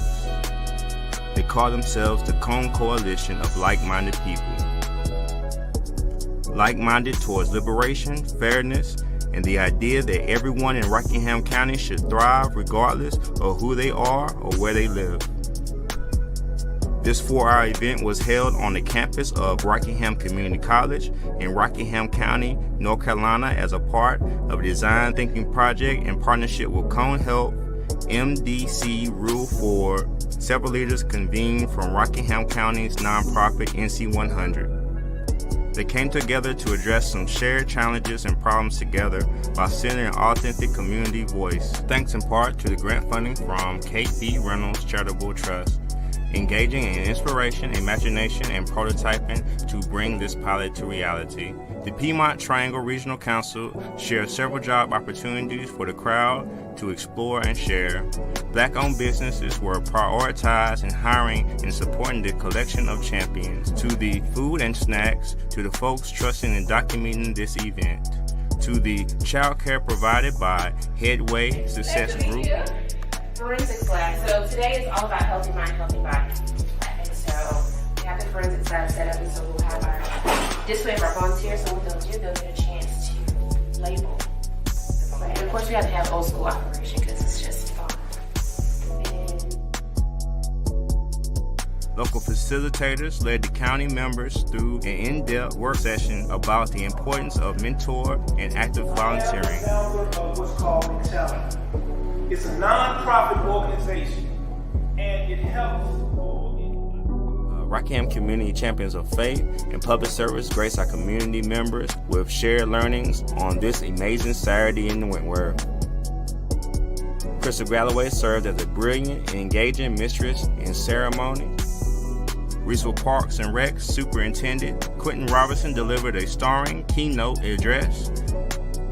And Tango Moore of the Reesville Area Foundation was honored, along with a side of honorees on our first Portia M. Paris Cone Coalition Champion Award winner, given in honor of her memory and legacy as a tireless advocate and torchbearer for the marginalized or underserved. Help us reach our goal to learn more about building and strengthening the relationships of those who support mentors, volunteers, and young people, especially in the ages of 12 to 22, building the community capacity to support those in need of training, resources, and storytelling, finding ways to create and maintain a healthier Rockingham County and beyond. Want to know more about the Cone Coalition? Contact NC100 via Facebook at NC100 or www.nc-100.org.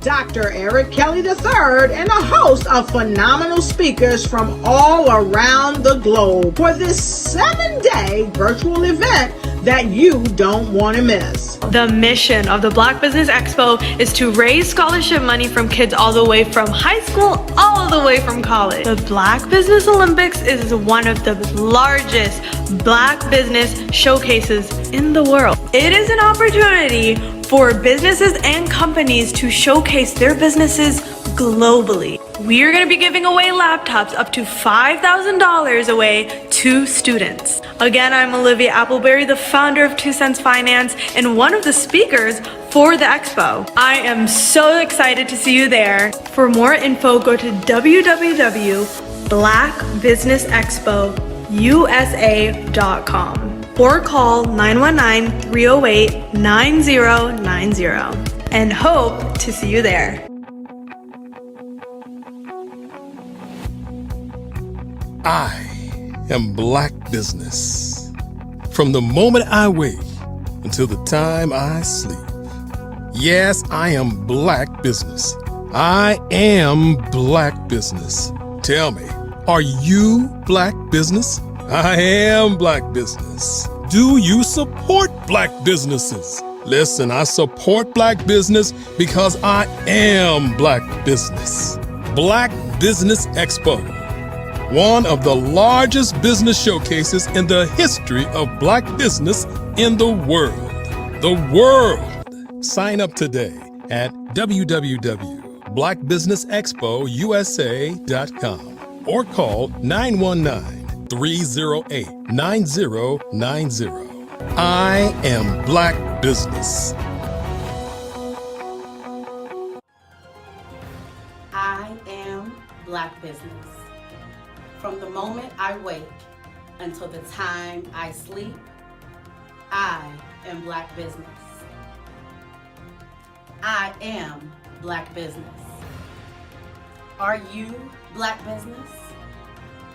I am Black Business. Do you support Black businesses? I support Black business because I am Black business. Black Business Expo, one of the largest business showcases in the history of Black America in North Carolina. Sign up today at www.blackbusinessexpousa.com or call 919-380-9090. I am Black Business. I am Black Business. From the moment I wake until the time I sleep, I am Black Business. I am Black Business. Are you Black Business? I am Black Business. Do you support Black businesses? I support Black business because I am Black business. Black Business Expo, one of the largest business showcases in the history of Black America in North Carolina. Sign up today at www.blackbusinessexpousa.com or call 919-380-9090. I am Black Business. I am Black Business. From the moment I wake until the time I sleep, I am Black Business. I am Black Business. Are you Black Business? I am Black Business. Do you support Black businesses? I support Black business because I am Black business.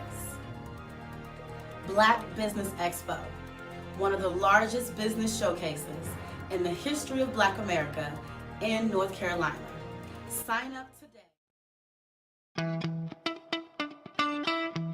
How many times have you been asked to help someone you didn't even know, a student, a business entrepreneur, or did you ever even ask, where did they end up?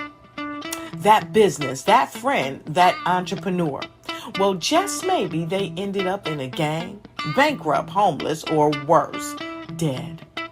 Maybe they turned to crime, drugs, and alcohol. Did you ever wonder? Did you destroy their dream, or was your life always so easy? At the Black Business Olympics, we started a movement to help students complete. Give them hope and foster success. Help them to leave their dreams of providing laptops, computers, and up to $5,000 in scholarship funds.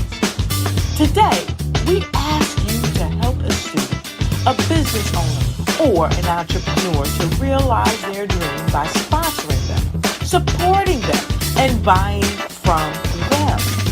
Consider this. With $1.6 trillion in our Black community, we only ask for a small donation for our students, our businesses, and our entrepreneurs. And you can change a life today. So I ask you, what are you going to do? Sit on the sideline and watch our students in high school be losers, miss out on their dream from lack of resources? Or are you going to donate to the movement and change their future and yours as well? Give us a call today at 919-308-9090. Change their life by investing with action to the Black Business Olympic Fund. The Black Business Olympics, one of the largest business showcases of Black business in the history of the world.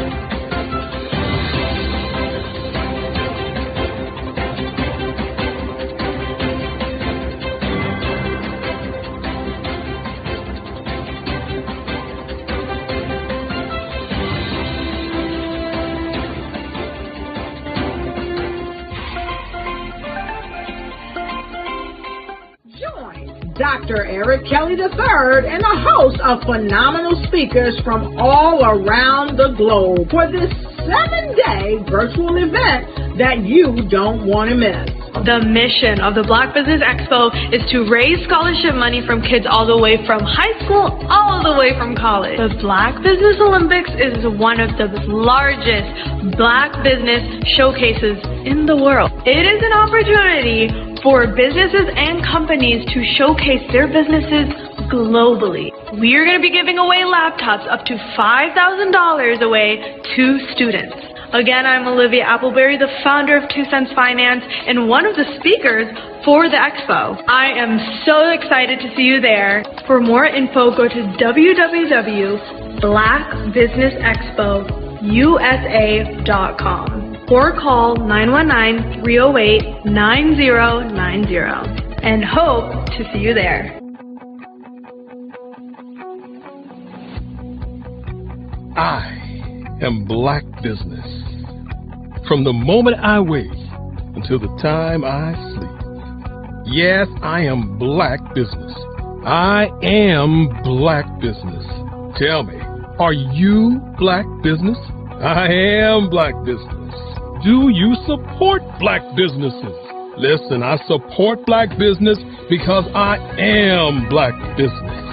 Black Business Expo, one of the largest business showcases in the history of Black business in the world. The world!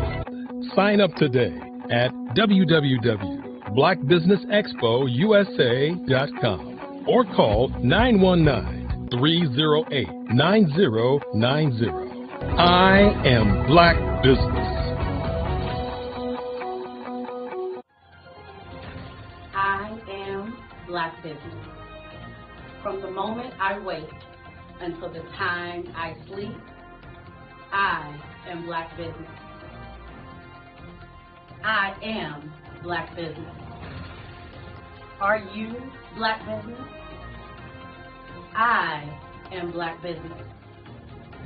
Do you support Black businesses?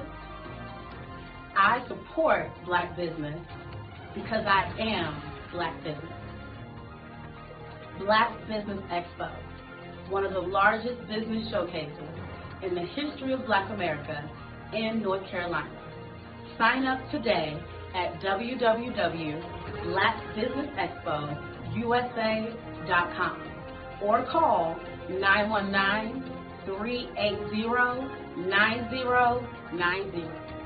I am Black Business. I am Black Business.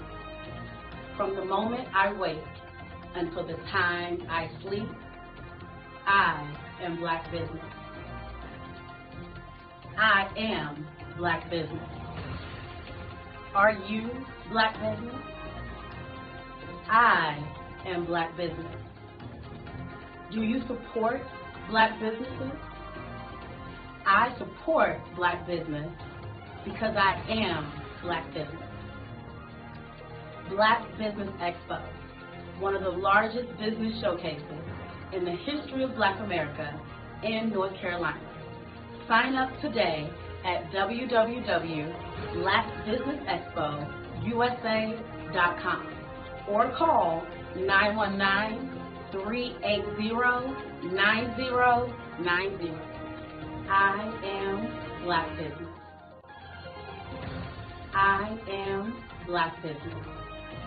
From the moment I wake until the time I sleep, I am Black Business. I am Black Business.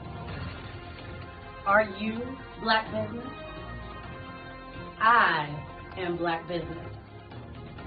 Do you support Black businesses? I support Black business because I am Black business. Black Business Expo, one of the largest business showcases in the history of Black America in North Carolina. Sign up today at www.blackbusinessexpousa.com or call 919-380-9090. I am Black Business. Join Dr. Eric Kelly III and a host of phenomenal speakers from all around the globe for this 7-day virtual event that you don't want to miss. The mission of the Black Business Expo is to raise scholarship money from kids all the way from high school, all the way from college. The Black Business Olympics is one of the largest Black business showcases in the world. It is an opportunity for businesses and companies to showcase their businesses globally. We are going to be giving away laptops up to $5,000 away to students. Again, I'm Olivia Appleberry, the founder of 2 Cents Finance and one of the speakers for the expo. I am so excited to see you there. For more info, go to www.blackbusinessexpousa.com or call 919-308-9090 and hope to see you there.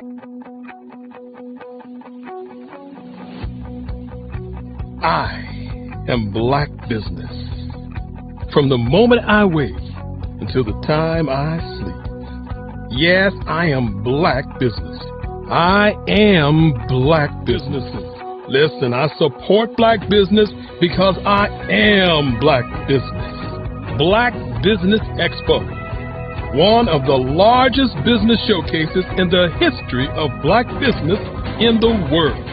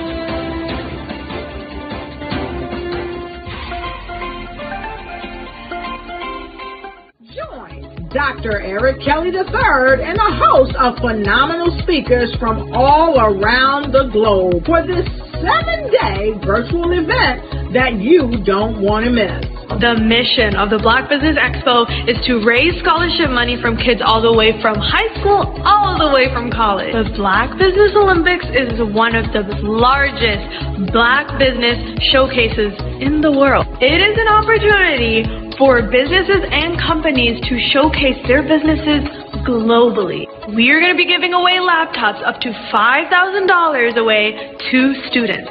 Again, I'm Olivia Appleberry, the founder of 2 Cents Finance and one of the speakers for the expo. I am so excited to see you there. For more info, go to www.blackbusinessexpousa.com or call 919-308-9090 and hope to see you there. I am Black Business. From the moment I wake until the time I sleep. Yes, I am Black Business. I am Black Business. Tell me, are you Black Business? I am Black Business. Do you support Black businesses? Listen, I support Black business because I am Black Business. Black Business Expo, one of the largest business showcases in the history of Black business in the world. The world! Sign up today at www.blackbusinessexpousa.com or call 919-308-9090. I am Black Business. I am Black Business.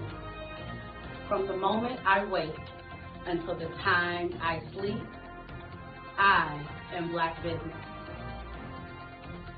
I am Black Business. Are you Black Business? I am Black Business. Do you support Black businesses? I support Black business because I am Black Business. Black Business Expo, one of the largest business showcases in the history of Black America in North Carolina.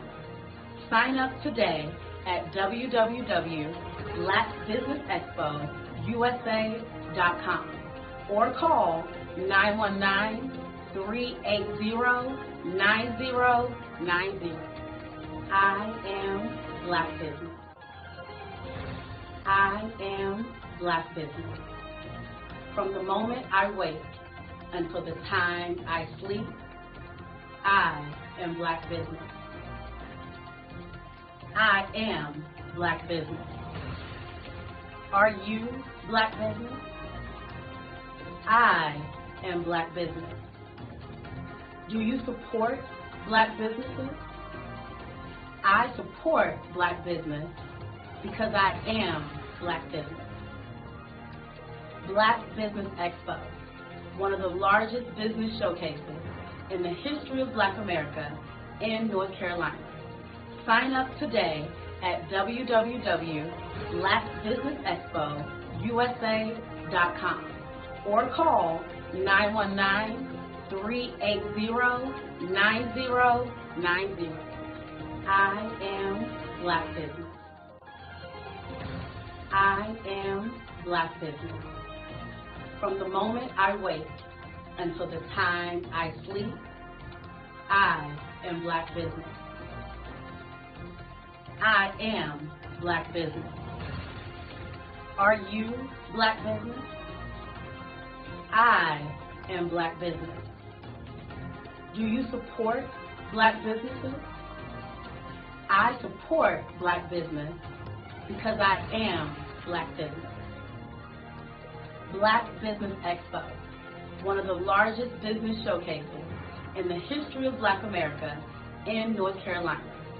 Sign up today at www.blackbusinessexpousa.com or call 919-380-9090. I am Black Business. Dr. Eric Kelly III and a host of phenomenal speakers from all around the globe for this 7-day virtual event that you don't want to miss. The mission of the Black Business Expo is to raise scholarship money from kids all the way from high school, all the way from college. The Black Business Olympics is one of the largest Black business showcases in the world. It is an opportunity for businesses and companies to showcase their businesses globally. We are going to be giving away laptops up to $5,000 away to students. Again, I'm Olivia Appleberry, the founder of 2 Cents Finance and one of the speakers for the expo. I am so excited to see you there. For more info, go to www.blackbusinessexpousa.com or call 919-308-9090 and hope to see you there. I am Black Business. From the moment I wake until the time I sleep. Yes, I am Black Business. I am Black Business. Tell me, are you Black Business? I am Black Business. Do you support Black businesses? Listen, I support Black business because I am Black Business. Black Business Expo, one of the largest business showcases in the history of Black business in the world.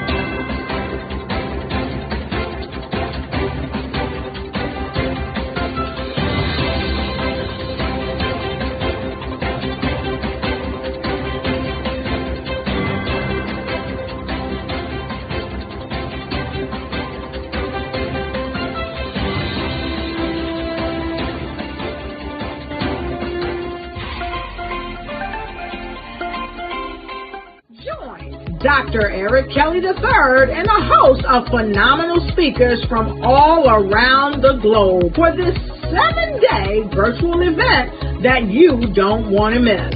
The mission of the Black Business Expo is to raise scholarship money from kids all the way from high school, all the way from college. The Black Business Olympics is one of the largest Black business showcases in the world. It is an opportunity for businesses and companies to showcase their businesses globally.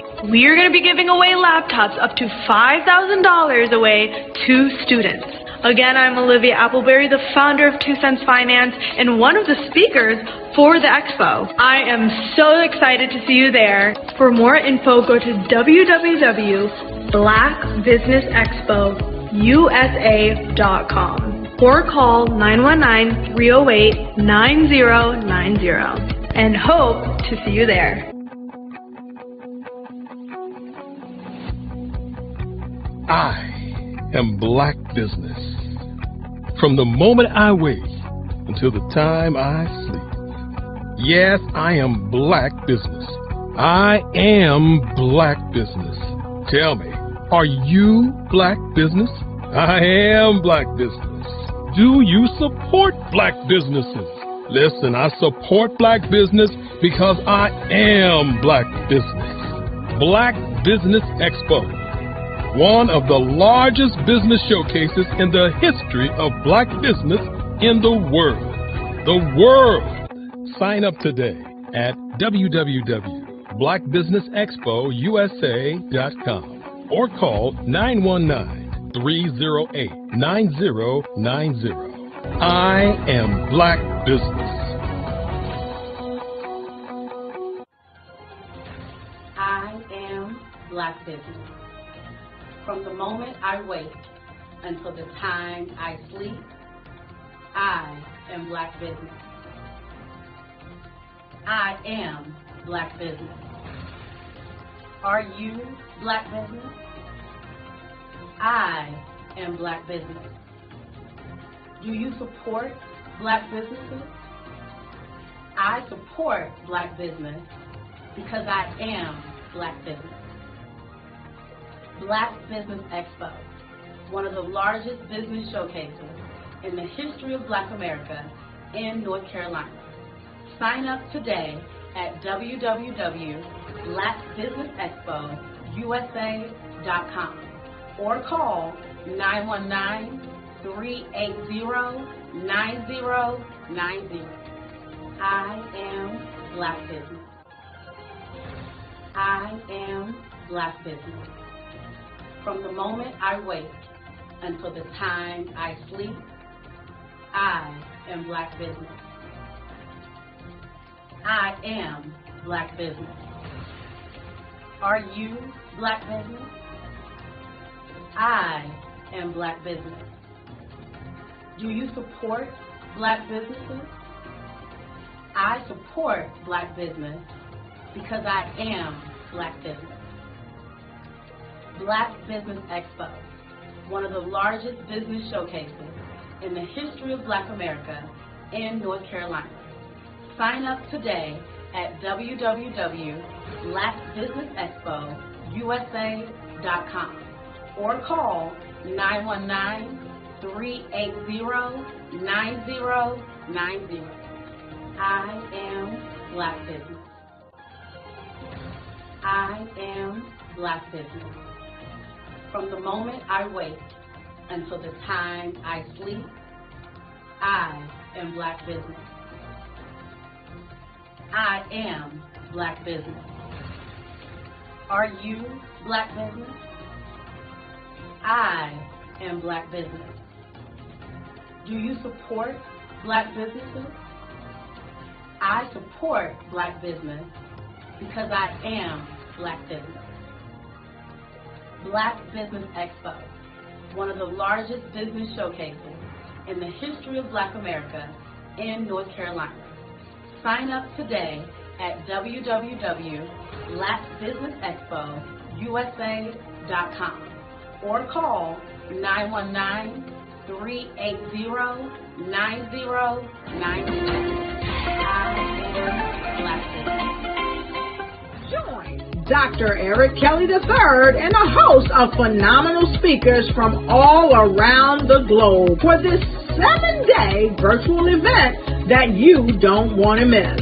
The mission of the Black Business Expo is to raise scholarship money from kids all the way from high school all the way from college. The Black Business Olympics is one of the largest Black business showcases in the world. It is an opportunity for businesses and companies to showcase their businesses globally. We are going to be giving away laptops up to $5,000 away to students.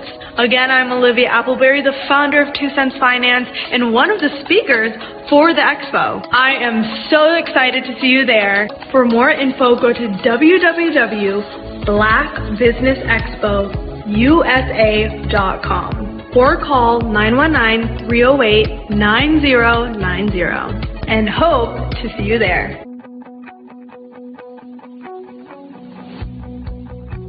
I am Black business. From the moment I wake until the time I sleep. Yes, I am Black business. I am Black business. Tell me, are you Black business? I am Black business. Do you support Black businesses? Listen, I support Black business because I am Black business. Black Business Expo, one of the largest business showcases in the history of Black business in the world.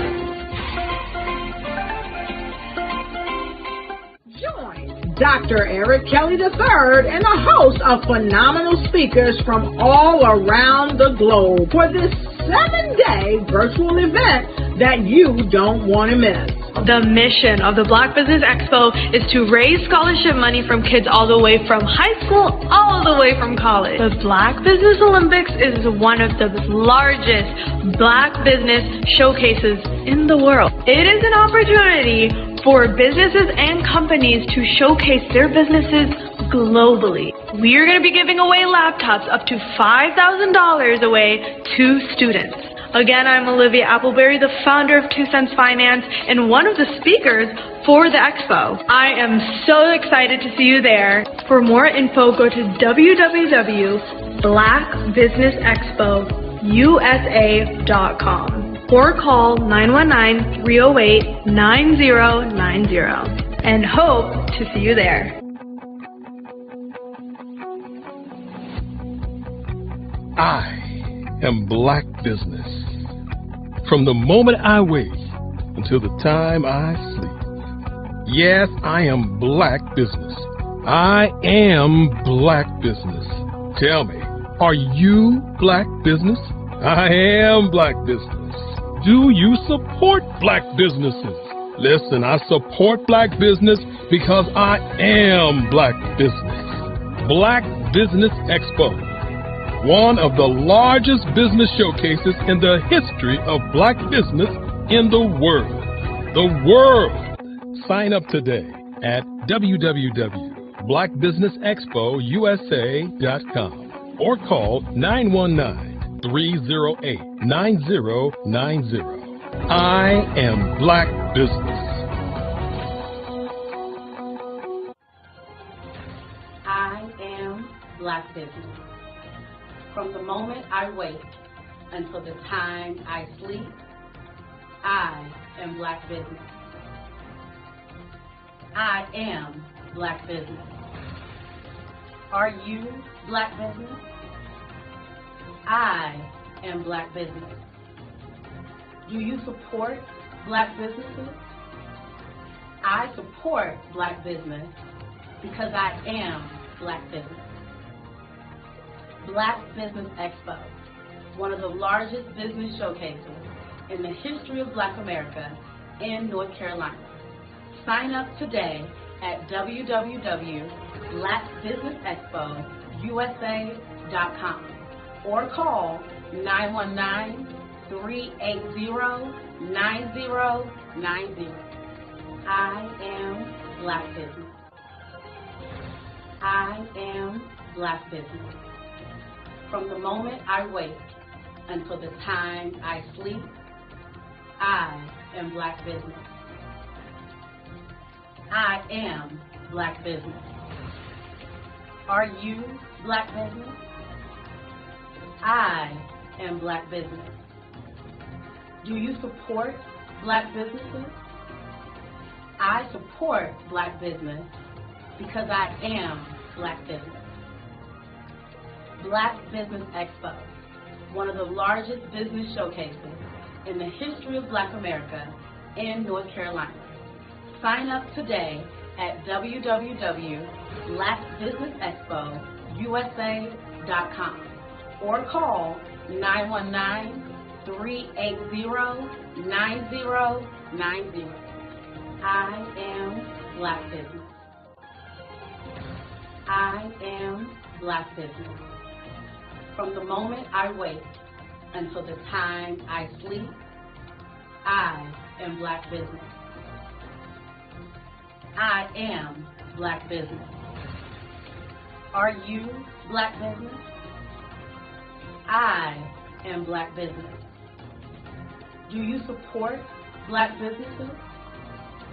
I support Black business because I am Black Business. Black Business Expo, one of the largest business showcases in the history of Black America in North Carolina.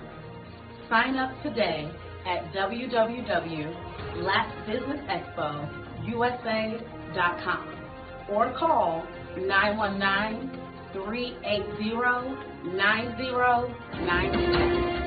I am Black Business. Dr. Eric Kelly III, and a host of phenomenal speakers from all around the globe for this 7-day virtual event that you don't want to miss. The mission of the Black Business Expo is to raise scholarship money from kids all the way from high school, all the way from college. The Black Business Olympics is one of the largest Black business showcases in the world.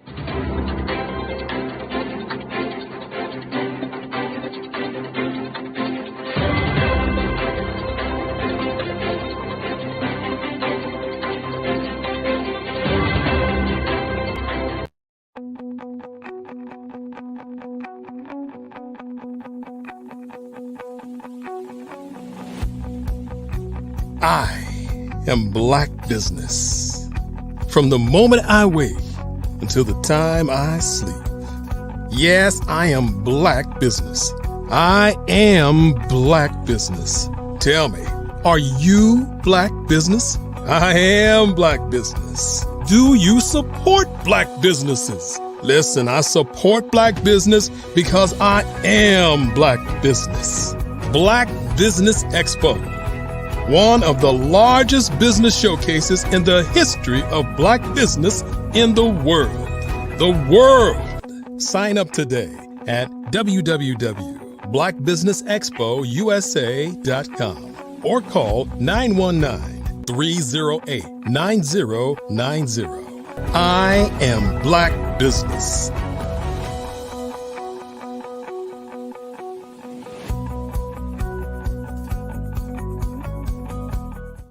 Businesses globally. Here we are again. Good morning, business owners, entrepreneurs, thought leaders, and corporations. Welcome again to the Black Business Network. My name is RJ Stevenson, CEO of Creative Concepts Production and Designs, and I am your business moderator for this morning on the Black Business Network.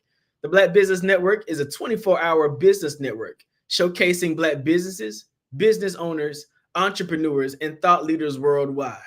We have speakers from North Carolina, London, Singapore, Africa, Japan, and cities all over the United States. The Black Business Network is a global community sharing its business knowledge to empower, inspire, and educate businesses about businesses. And for this next moment, we are pleased to have this wonderful person coming to speak to us today on the Black Business Network. Listen, she shatters glass ceilings and dives fully into life by exploring new adventures fueled by curiosity and love. Skydiving, scuba diving, horseback riding, roller coasters, motorbikes, tranquil foods, big city lights, picture taking, nature views, and high heel shoes are a few of her favorite things.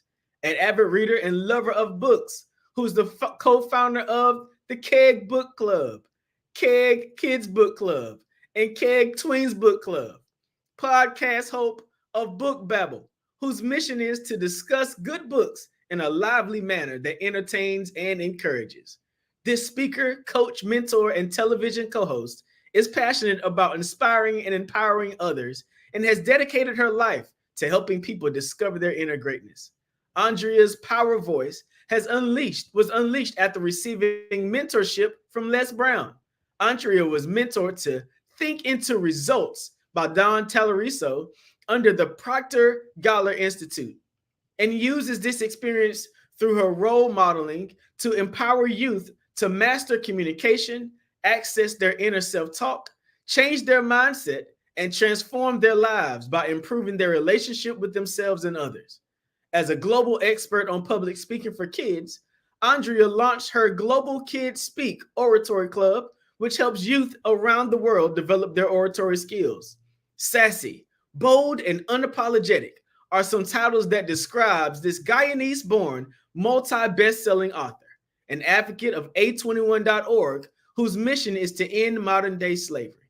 She's the owner of Odami Learning Institute and Caribbean Things by Adonarmi. Why don't you welcome to the stage this morning our next guest, Andrea Adams. Hello. Thank you so much for that wonderful, beautiful introduction. Thank you for Good having morning. me. It is wonderful to see you here on the Black Business Network. Thank you. I am Black Business, and I'll see you on the other side.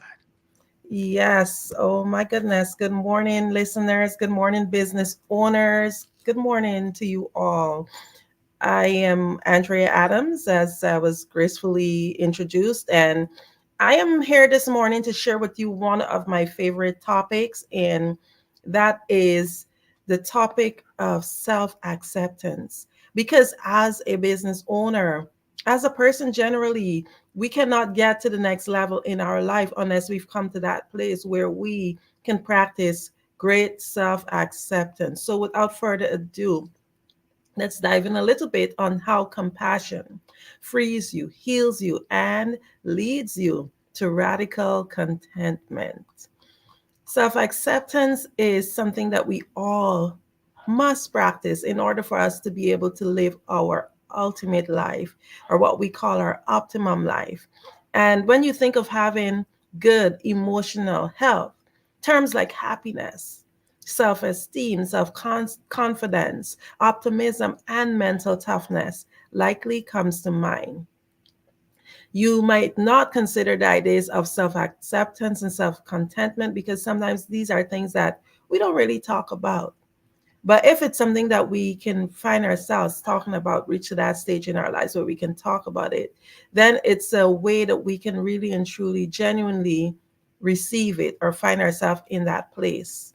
Contentment is the place where we don't need anything, where we completely satisfied as we are, where our life is.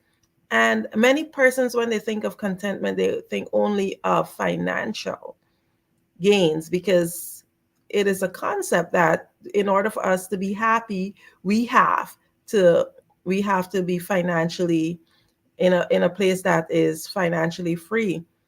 But if you've traveled to certain parts in the world where people do not have the resources, they don't have fancy homes, they don't have the money and all the things that people seek after, but sometimes you see that they live some of the most contented life where they're genuinely happy. So that in itself proves that contentment is not only found in financial freedom, but it's a well-rounded thing. It's being free financially, spiritually, emotionally, in your mind, body, spirit. So we all, as human beings, psychologists told us that we seek contentment, whether or not we know it. Think about how many things that we do every day in an effort to feel more content. Like we say or do things to impress others, or we say or do things to avoid being ridiculed by others. When we are at work, we work so hard at this job to get money to buy more things to impress others. And many times when we diet and we exercise, we do that because we are looking for the approval of others. We want to look a certain way to be able to fit in. And the few things that I have shared with you are just a few. Just take a minute. Think about the many things that you do in order to feel contentment. However, these things are all, I would say, it's superficial. It does not lead to true contentment. Here's a little quote by Brené Brown. It says, "The truth is, belonging starts with self acceptance. Your level of belonging, in fact, can never be greater than your level of self acceptance, because believing that you are enough is what gives you the courage to be authentic, vulnerable, and imperfect." So, what exactly is self acceptance? There are many ways to look at it, and some of them are more constructive than others, but it would be a mistake to think that self acceptance is a blanket acceptance of your weakness, for your bad habits and negative tendency, etc.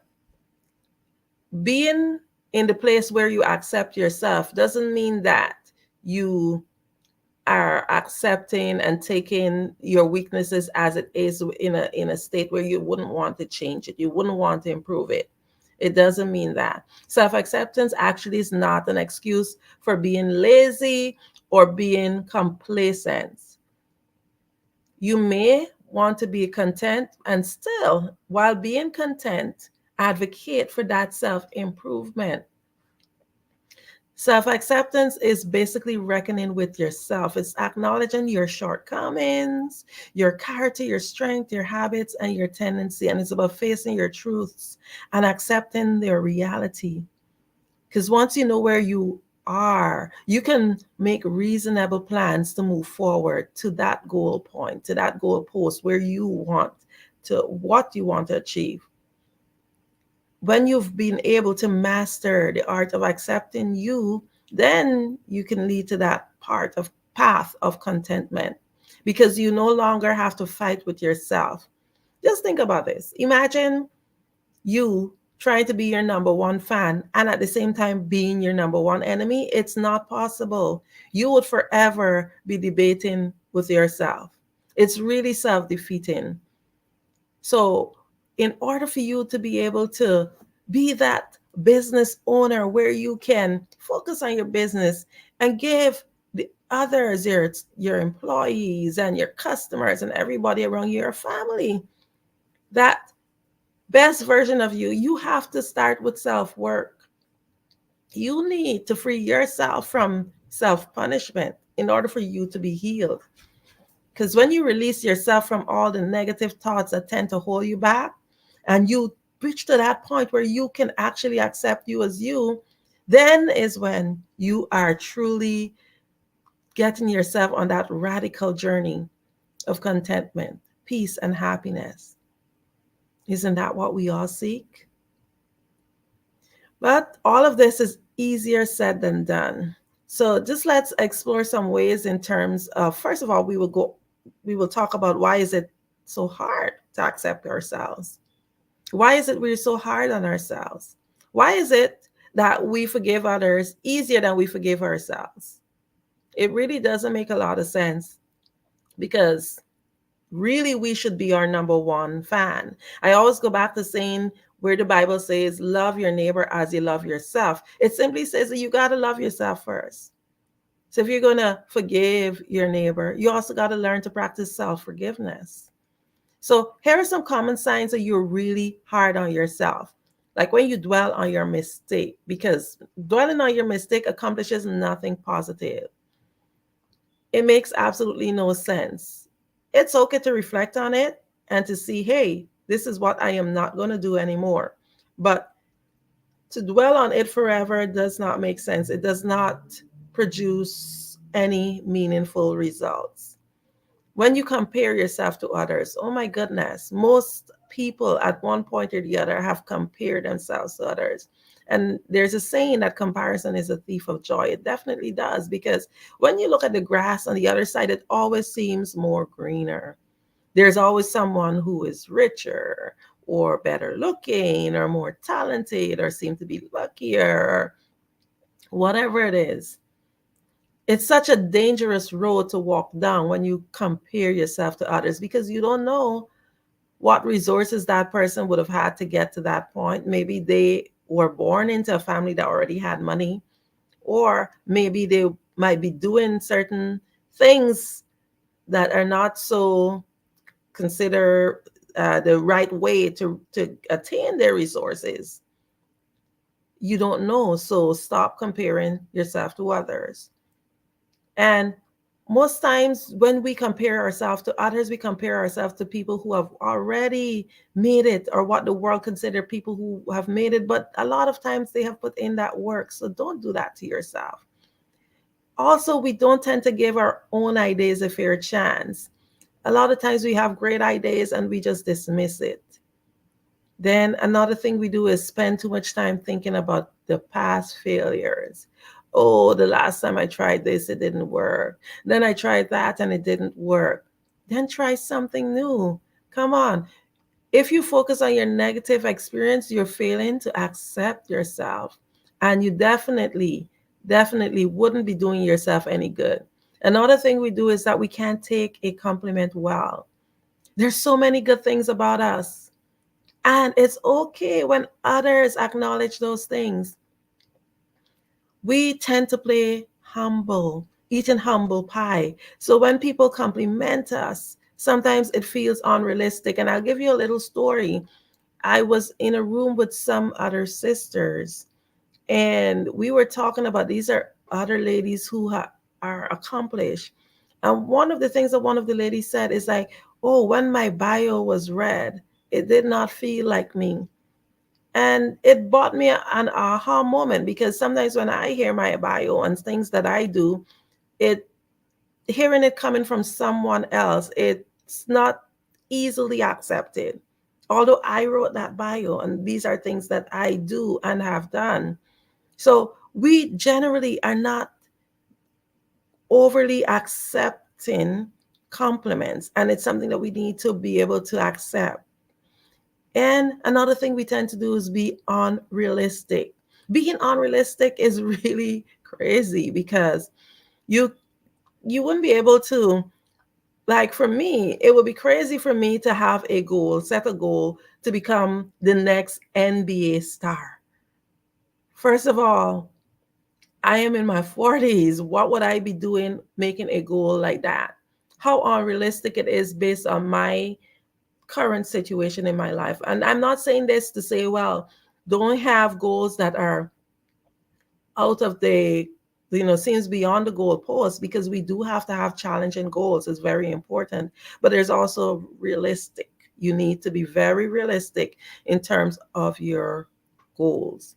So, in a nutshell, it's not easy to accept yourself.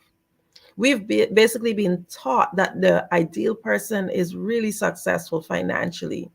They're creative, athletic, they're cool, they're hilarious, they're everything that we do not think that we are.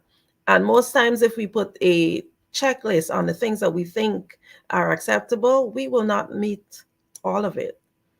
So we have many signs that we can reflect on and see that we as human beings tend not to be accepting of ourselves. So it's important, and I challenge you this morning to start thinking about those things. Start reviewing it. If you have to do a list, think about ways in which you are not so accepting of yourself. A little quote by Paul Tournier says, acceptance is one of one's life has nothing to do with resignation. It does not mean running away from the struggle. On the contrary, it means accepting it as it comes, with all the handicaps of heredity, of suffering, of psychological complexes, and injustices. In closing, I'm just going to quickly go over a few ways that you can accept yourself. And we can do so by letting go of past mistakes and failures. That's one of the biggest hindrances.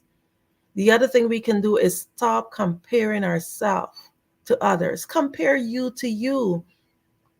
You are your only milestone. You are your only goalpost. Compare you to you. Also, separate yourself from your emotions. Many times we become so entangled in our emotions, and that's what causes us to not be able to accept ourselves. The fourth way you can do so is to be aware of what makes you unique and also embrace that uniqueness. The fifth way you can do so is to let go of things that you cannot change or you cannot control. Remember that saying, you got to accept the things that you cannot control. Learn to let go of them. And you can also do something that you always wanted to do. That thing that you are always so scared of doing, just do it. Just jump and grow wings on your way down. Another way is to be more assertive. Many of us, even though we're leaders, sometimes we are not exercising our maximum assertiveness. So be assertive. Let people know what you think. Give your opinion. Allow your voice to be heard. Do the things you want to do. Also recognize your thoughts and feelings. Examine yourself, talk and stand up and tell yourself, acknowledge yourself, judge yourself. That's one of the hardest things for us to do. And last but not least, continue evolving. Those with little self-acceptance tend to be stuck. They can't move towards anything positive. So be honest with yourself about what you like and what you dislike and allow your life to evolve. And Get up every day and treat it as a new opportunity to practice self-acceptance. Remember, you must choose self-acceptance if you want to experience it firsthand. Self-acceptance would not happen by accident. Develop self-acceptance habits and drop your tendency to judge yourself harshly. Free yourself. Free yourself from your emotions. I will close with one quote. It's by Jamie Lee Curtis, and it says, I think happiness comes from self-acceptance. We all try different things, and we find some comfortable sense of who we are. We look at our appearance and learn and grow and move on. We change. This morning, I just want to encourage you all as business owners to practice self-acceptance. Understand the importance of having that solid foundation of understanding you and being able to give the world the best version of you. I just encourage you to continue to listen to the other speakers today, because here on the Black Business Network, we're able to gain so many different skills, so many different resources, and whether it's from working on the inside or tools that you can take and apply to your business daily. There's so much information out here. I want to thank you all for the opportunity for being here on the Black Business Network this morning. If it is that you would love to connect with me and learn more about what I do, you can check me out on Linktree, and that's Linktree/Adornami, ADORNAMI. Linktree/ADORNAMI. Just remember that self-acceptance is necessary. Remember to treat yourself every day like somebody that you love, because there's only one you. What an amazing conversation this morning about self-acceptance. Thank you so much, Ms. Adams. Your words have been amazing, and thank you for the value that you've added to the network today. You're welcome. Thanks for having me here. I am Black Business, and I will see you on the other side. Wow, what an amazing conversation from Ms. Andrea Adams. Listen, if I were you, I would focus in on what she said about self-acceptance, and I would probably give her a call to get more insight about what she can do to help take your business and your life to another level. The Black Business Expo's mission is to raise funds for high school seniors going to college or K-12 entrepreneurs. The Expo is a fundraiser for students. You may go to www.blackbusinessexpousa.com to donate to the scholarship fund, or use the Cash App $BBXUSA. Our goal is to give laptops and up to $5,000 to 10 students. Students can register online at www.blackbusinessexpousa.com. Every dollar counts, so we want to remind you to donate to the scholarship fund. We want to thank our Black Business Expo USA sponsors for June 2024. NC100, Moody Capital Partners, Suede Soul, 5-Star BDM Media, Lotus Roche Coaching and Training, Carolina, Virginia Minority Supply Development Council, Step Management, Hello LLC, BHS and Associates, Marjorie McLean Foundation Incorporated, Geniuses Common, Earth Essentials, Melanie Shani Global, Executive Women Success Institute, The Quality Coaching Company, Superwoman Business Services, Creative Force Studios, Lee Entertainment, Artistic App Design, Miracle Recruiting, Creative Concepts Production and Design, and Black Business Expo USA. I am Black Business, and I'll see you on the other side. Did you know that approximately 333.34 million businesses exist today, according to a report from 2021? And you may be one of those businesses, or maybe you're not in the business market yet, but you're aspiring to be a business owner. Well, guess what? You're in the right place at the right time. Because let's face it, everything is about timing and opportunity. Hi, my name is Dr. Lotus Richey, and I'm the CEO and founder of the Lotus Richey Coaching and Consulting LLC, along with the Lotus Richey Ignite Show. 15 minutes of success with Dr. Lotus Richey, as well as books to boom your business and bring who you are. And today, I want to bring this amazing message to you about the Black Business Network and the Black Business Olympics. See, the Black Business Network and the Black Business Olympics is designed to help people just like you, that's right, that look like me, to take their business to the next level. Not just in your front yard or your backyard, but globally. The Black Business Network and Black Business Olympics is designed not to just help you survive, but to help you thrive. So join us today as we come together with businesses all around the world to support our students, our children, our young teens, our young entrepreneurs. What we do is we come together to help raise funds for students who are aspiring to be business entrepreneurs, who are aspiring and who are thriving in college. We endow them with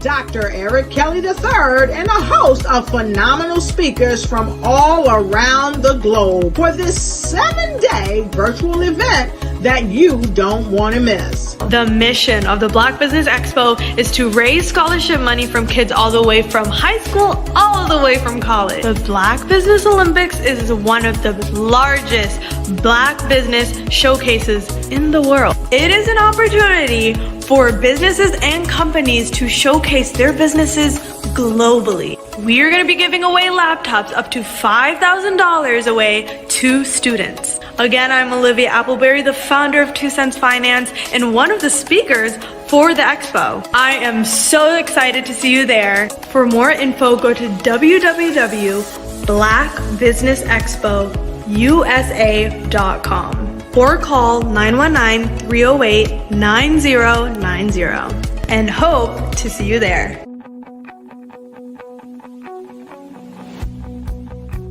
I am Black Business. From the moment I wake until the time I sleep. Yes, I am Black Business. I am Black Business. Tell me, are you Black Business? I am Black Business. Do you support Black businesses? Listen, I support Black business because I am Black Business. Black Business Expo, one of the largest business showcases in the history of Black business in the world. The world! Sign up today at www.blackbusinessexpousa.com or call 919-308-9090. I am Black Business. I am Black Business. From the moment I wake until the time I sleep, I am Black Business. I am Black Business. Are you Black Business? I am Black Business. Do you support Black businesses? I support Black business because I am Black business. Black Business Expo, one of the largest business showcases in the history of Black America in North Carolina. Sign up today at www.blackbusinessexpousa.com or call 919-380-9090. I am Black business. I am Black business. From the moment I wake until the time I sleep, I am Black business. I am Black business. Are you Black business? I am Black business. Do you support Black businesses? I support Black business because I am Black business. Black Business Expo, one of the largest business showcases in the history of Black America in North Carolina. Sign up today at www.blackbusinessexpousa.com or call 919-380-9090. I am Black business. I am Black business. From the moment I wake until the time I sleep, I am Black business.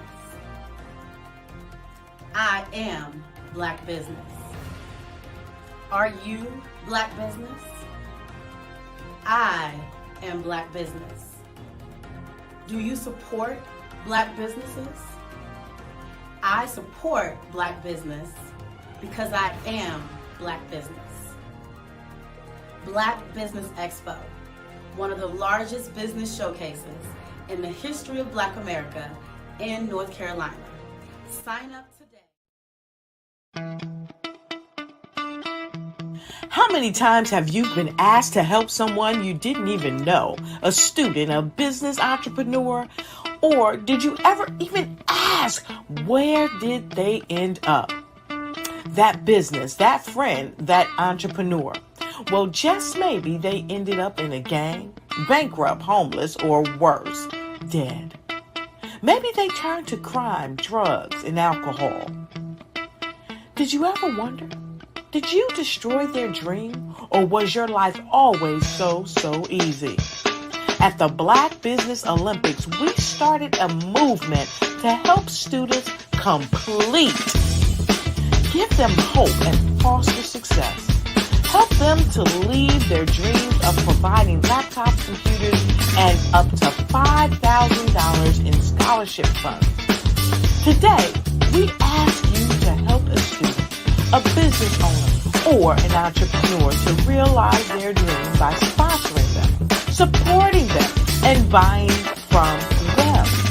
Consider this.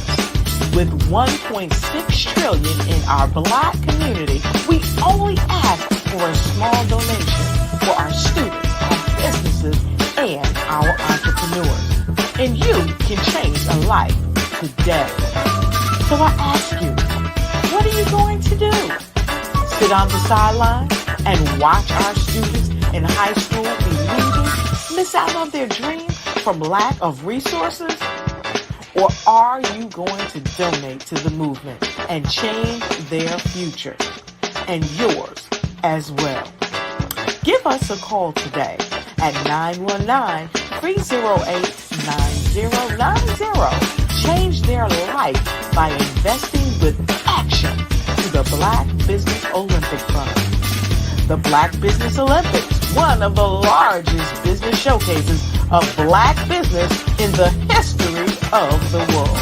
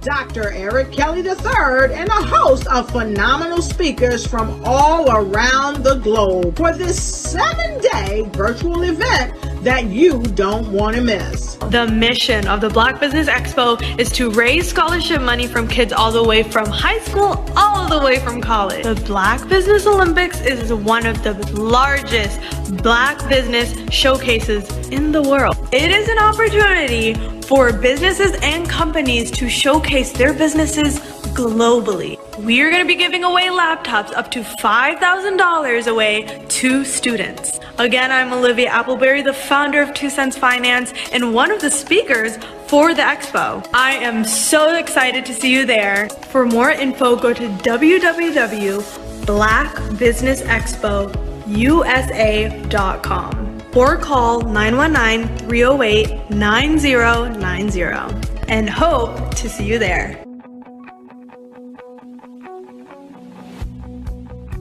I am Black Business. From the moment I wake until the time I sleep. Yes, I am Black Business. I am Black Business. Tell me, are you Black Business? I am Black Business. Do you support Black businesses? Listen, I support Black business because I am Black Business. Black Business Expo, one of the largest business showcases in the history of Black business in the world. The world! Sign up today at www.blackbusinessexpousa.com or call 919-308-9090. I am Black Business. I am Black Business. From the moment I wake until the time I sleep, I am Black Business. I am Black Business. Are you Black Business? I am Black Business. Do you support Black businesses? I support Black business because I am Black business. Black Business Expo, one of the largest business showcases in the history of Black America in North Carolina. Sign up today at www.blackbusinessexpousa.com or call 919-380-9090. I am Black Business. I am Black Business. From the moment I wake until the time I sleep, I am Black Business. I am Black Business. Are you Black Business? I am Black Business. Do you support Black businesses? I support Black business because I am Black business. Black Business Expo, one of the largest business showcases in the history of Black America in North Carolina. Sign up today at www.blackbusinessexpousa.com or call 919-380-9090. I am Black Business. I am Black Business. From the moment I wake until the time I sleep, I am Black Business. I am Black Business. Are you Black Business? I am Black Business. Do you support Black businesses? I support Black business because I am Black business.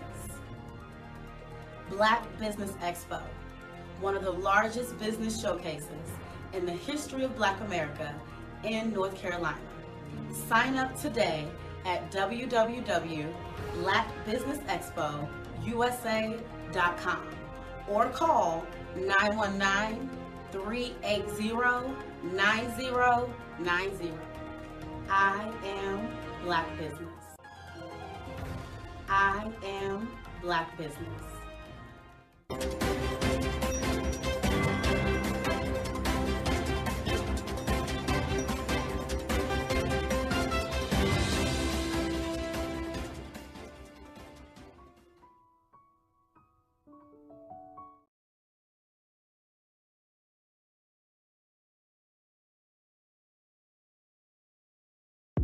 The Black Business Network and Black Business Olympics are essential platforms for Black business owners globally. They provide the tools and support you need to succeed in today's competitive marketplace. Join us today as we collaborate together with businesses from around the world to support our children, students, and young future entrepreneurs, Black businesses and corporations.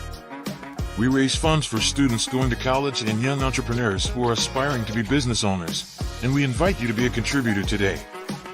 Visit the website www.blackbusinessexpousa.com to connect with and learn more about how the Black Business Network and Black Business Olympics can help you not only share your amazing business story to businesses, but also serve future generations.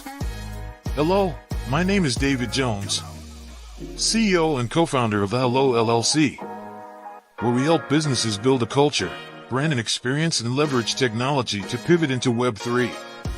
Join the Black Business Network streaming live into Roku, Metaverse, STEM City, Black Multiverse Enterprises, Hulu, YouTube, iHeartRadio, Apple, Facebook, LinkedIn, Spotify, Twitch, and Google Podcasts. Tune in, turn on, and let's thrive.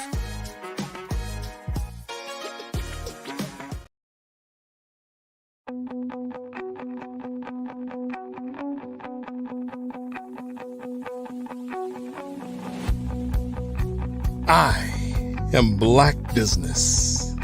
From the moment I wake until the time I sleep. Yes, I am Black Business.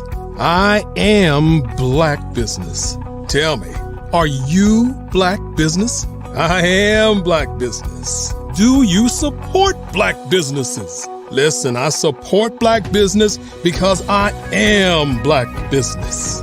Black Business Expo, one of the largest business showcases in the history of Black business in the world. The world! Sign up today at www.blackbusinessexpousa.com or call 919-308-9090. I am Black Business.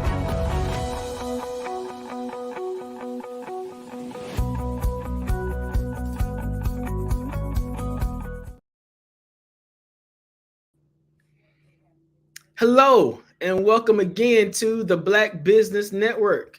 My name is RJ Stevenson, and I am your Black Business moderator this morning on the Black Business Network. So business owners, entrepreneurs, thought leaders, and corporations, we welcome you here today. The Black Business Network is a 24-hour business network showcasing Black business, business owners, entrepreneurs, and thought leaders worldwide. We have speakers from North Carolina, London, Singapore, Africa, Japan, and cities all over the United States. The Black Business Network is a global community sharing its business knowledge to empower, inspire, and educate businesses about business. I am pleased to introduce to you for this morning, Dr. Sandra Wall-Williams. Dr. Sandra Wall-Williams is the CEO of WMS Leadership Solutions, an award-winning professional development, consulting, and training firm dedicated to nurturing emerging and established women leaders. As the CEO, Dr. Sandra is renowned for her specialization in leadership training and mentorship, imparting invaluable insights to empower women leaders to excel in their respective businesses. A dynamic keynote leadership speaker, Dr. Williams captivates audiences across all levels of leadership with her engaging talks. Her portfolio includes the delivery of numerous workshops, coaching sessions, keynotes, seminars, and training programs, all meticulously designed to instill effective leadership strategies. Her overarching goal is to educate, equip, and empower women in leadership roles, enabling them to not only lead exceptionally, but also live their best lives. Won't you welcome to the Black Business Network stage, Dr. Sandra Wall-Williams. Dr. Hello. Williams, how you doing today? I'm doing great. How are you doing, RJ? Good to It see is you. amazing to have you here with us on the Black Business Network. We appreciate all the knowledge you're going to share today. Are you ready? Yes, sir. I'm ready. Wonderful. I'm Black Business, and I'll see you on the other side. All right. I'll see you on the other side.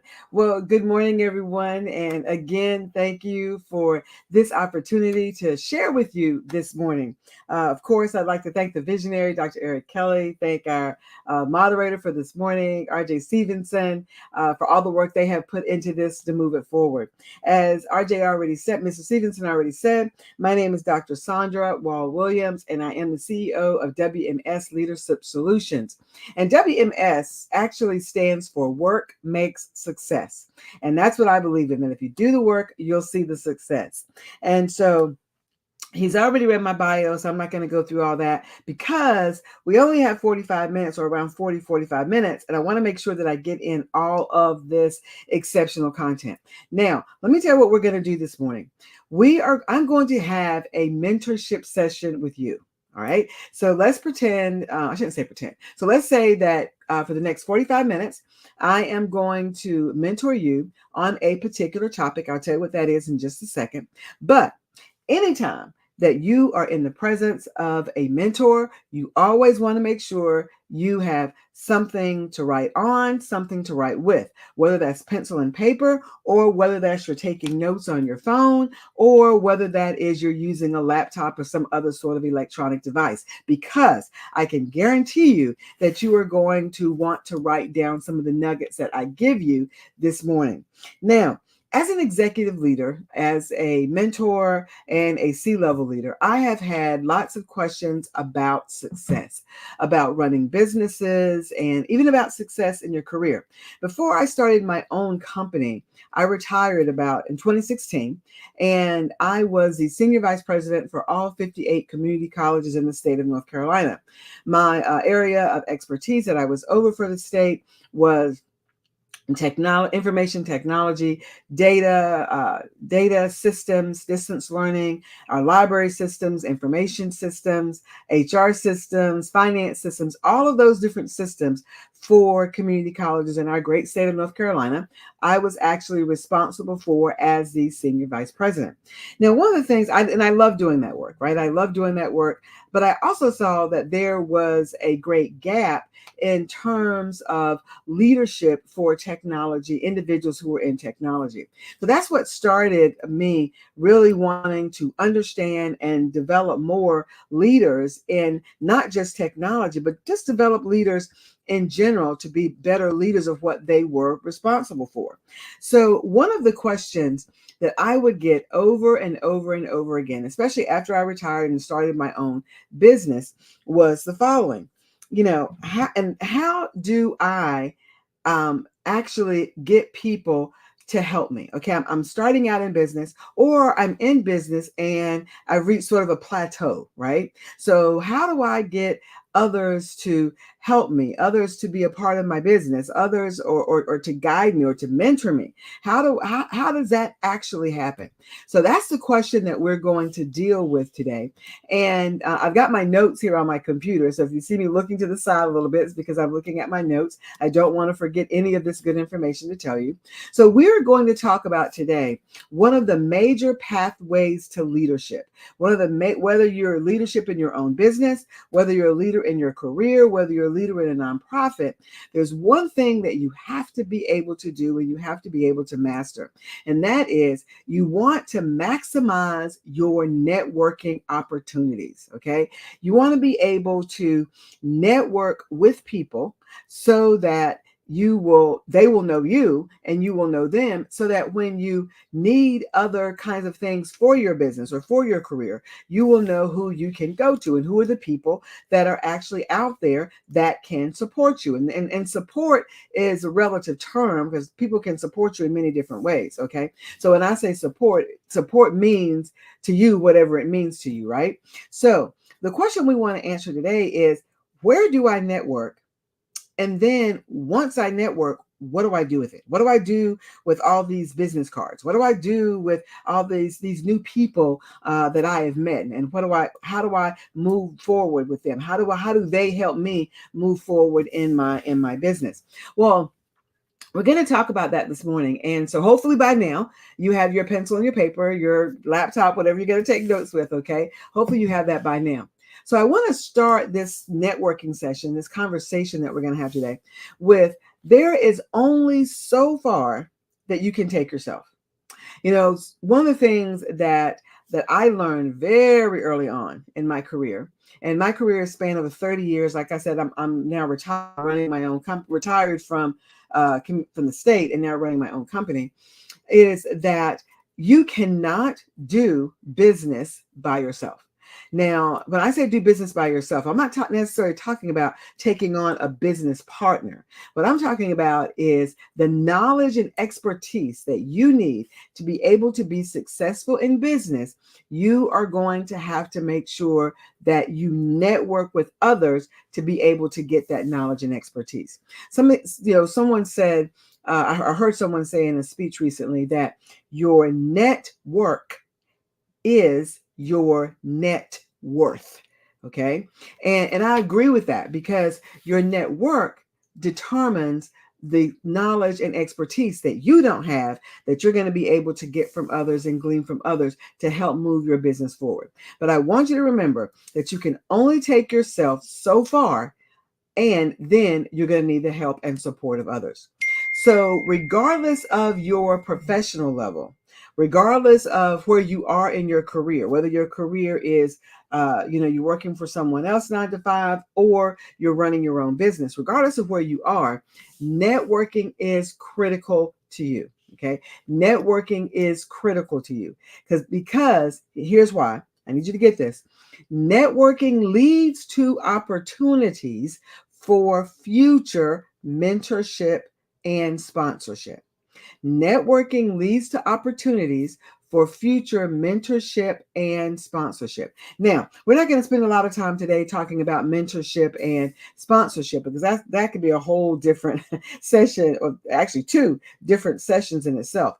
But know that as you go along this journey as a business owner, you will need those people that are mentors, those people that teach and guide you, and those people that are sponsors. And sponsors are those people that talk about you when you're not in the room, that speak your name for different things. Let me give you an example. There was an opportunity for me, and I wasn't in the room. I get a phone call that says someone said that you would be great for this particular opportunity that we have, and we're calling to see if you're interested. Okay.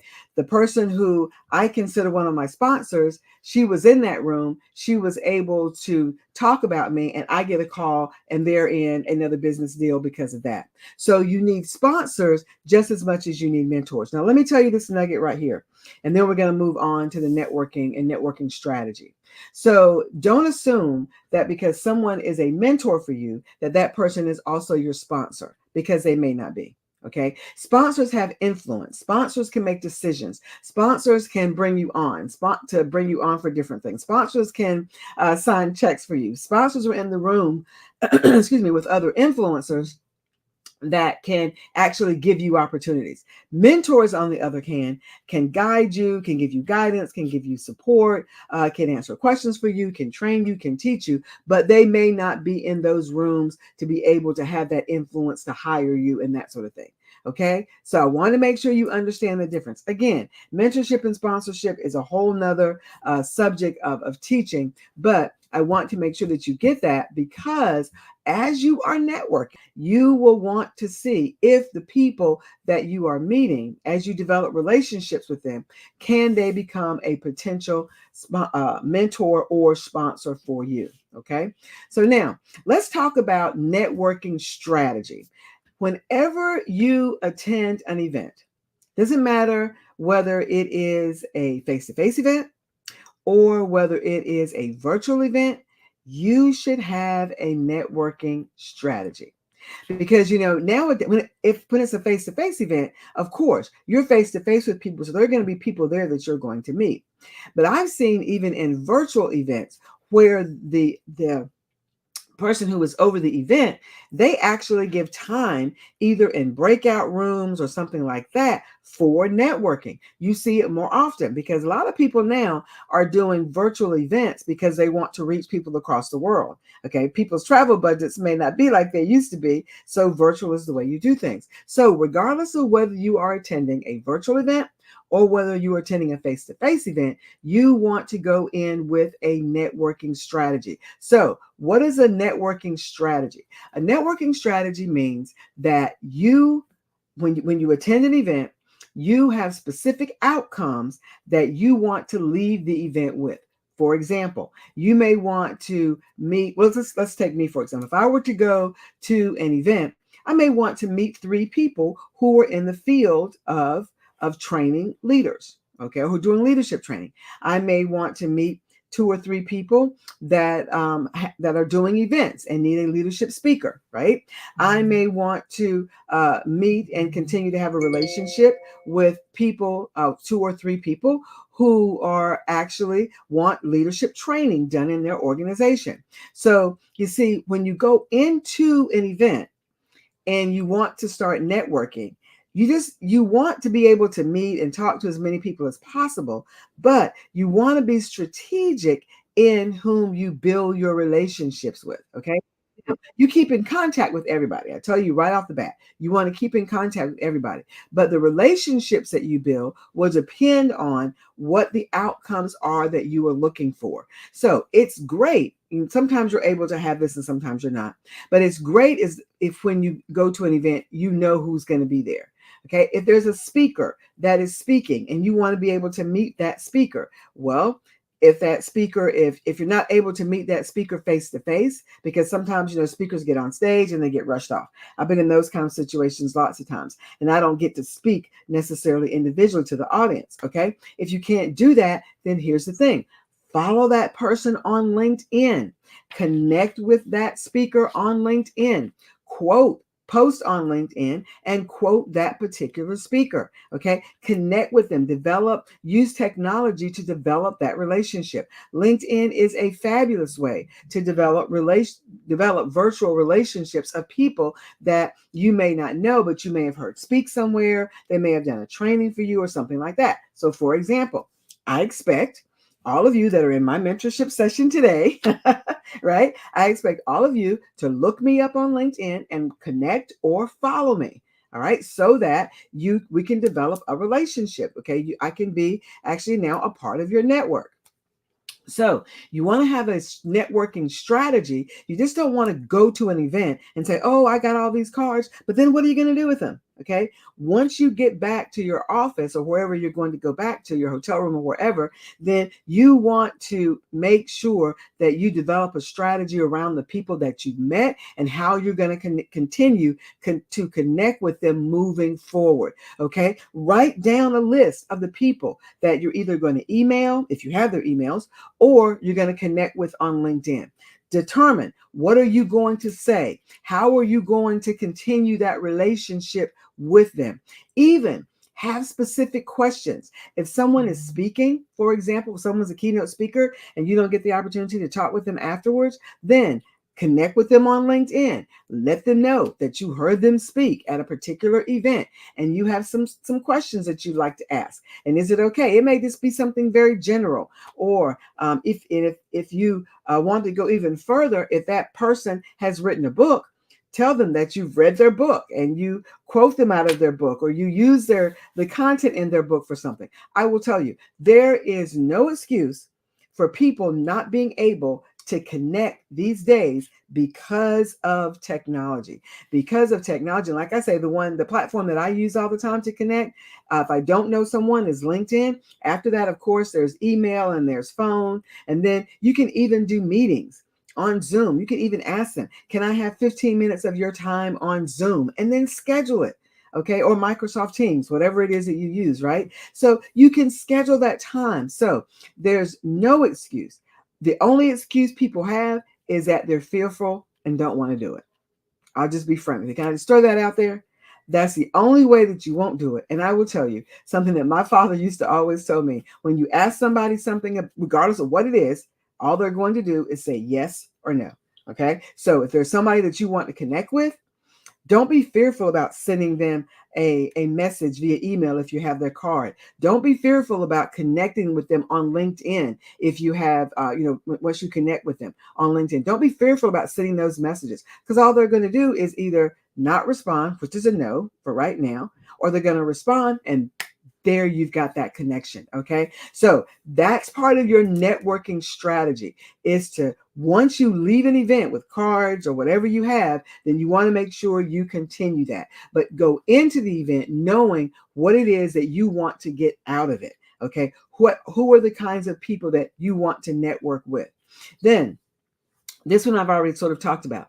Utilize online tools and platforms. Like I said, if you're not face-to-face with someone, or you weren't able to meet them face-to-face, or you weren't able to have a long conversation with them, and you want to continue networking with them and continue building a relationship with them, then use the online tools and platforms. You can connect via LinkedIn, and then you can ask for video time. And it's my understanding, I haven't used it yet because I use Zoom all the time, but there with LinkedIn, you can even do a video chat via LinkedIn.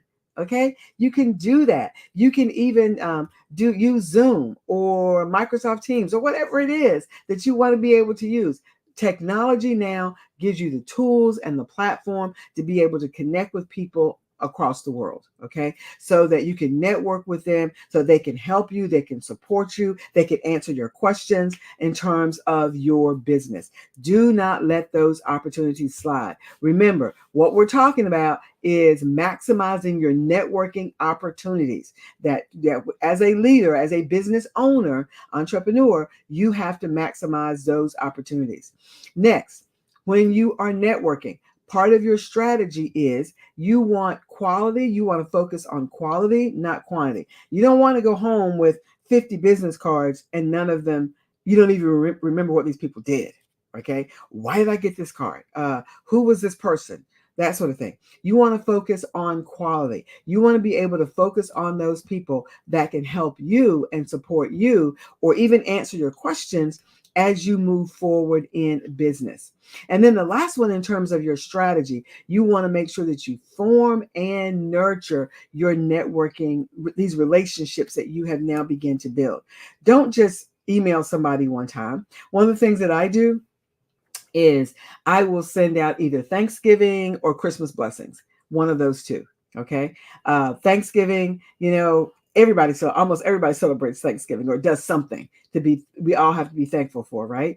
And Christmas, maybe not so, but everybody does Thanksgiving. So I'll send out Thanksgiving greetings. I'll send out Christmas greetings as well to people I know that celebrate Christmas.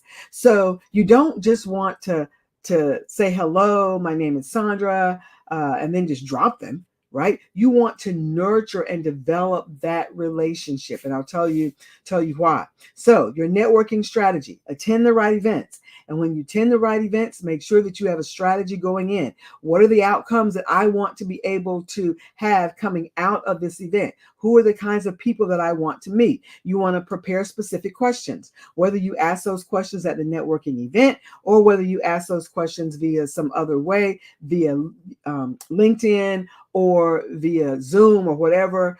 You want to be able to have those questions.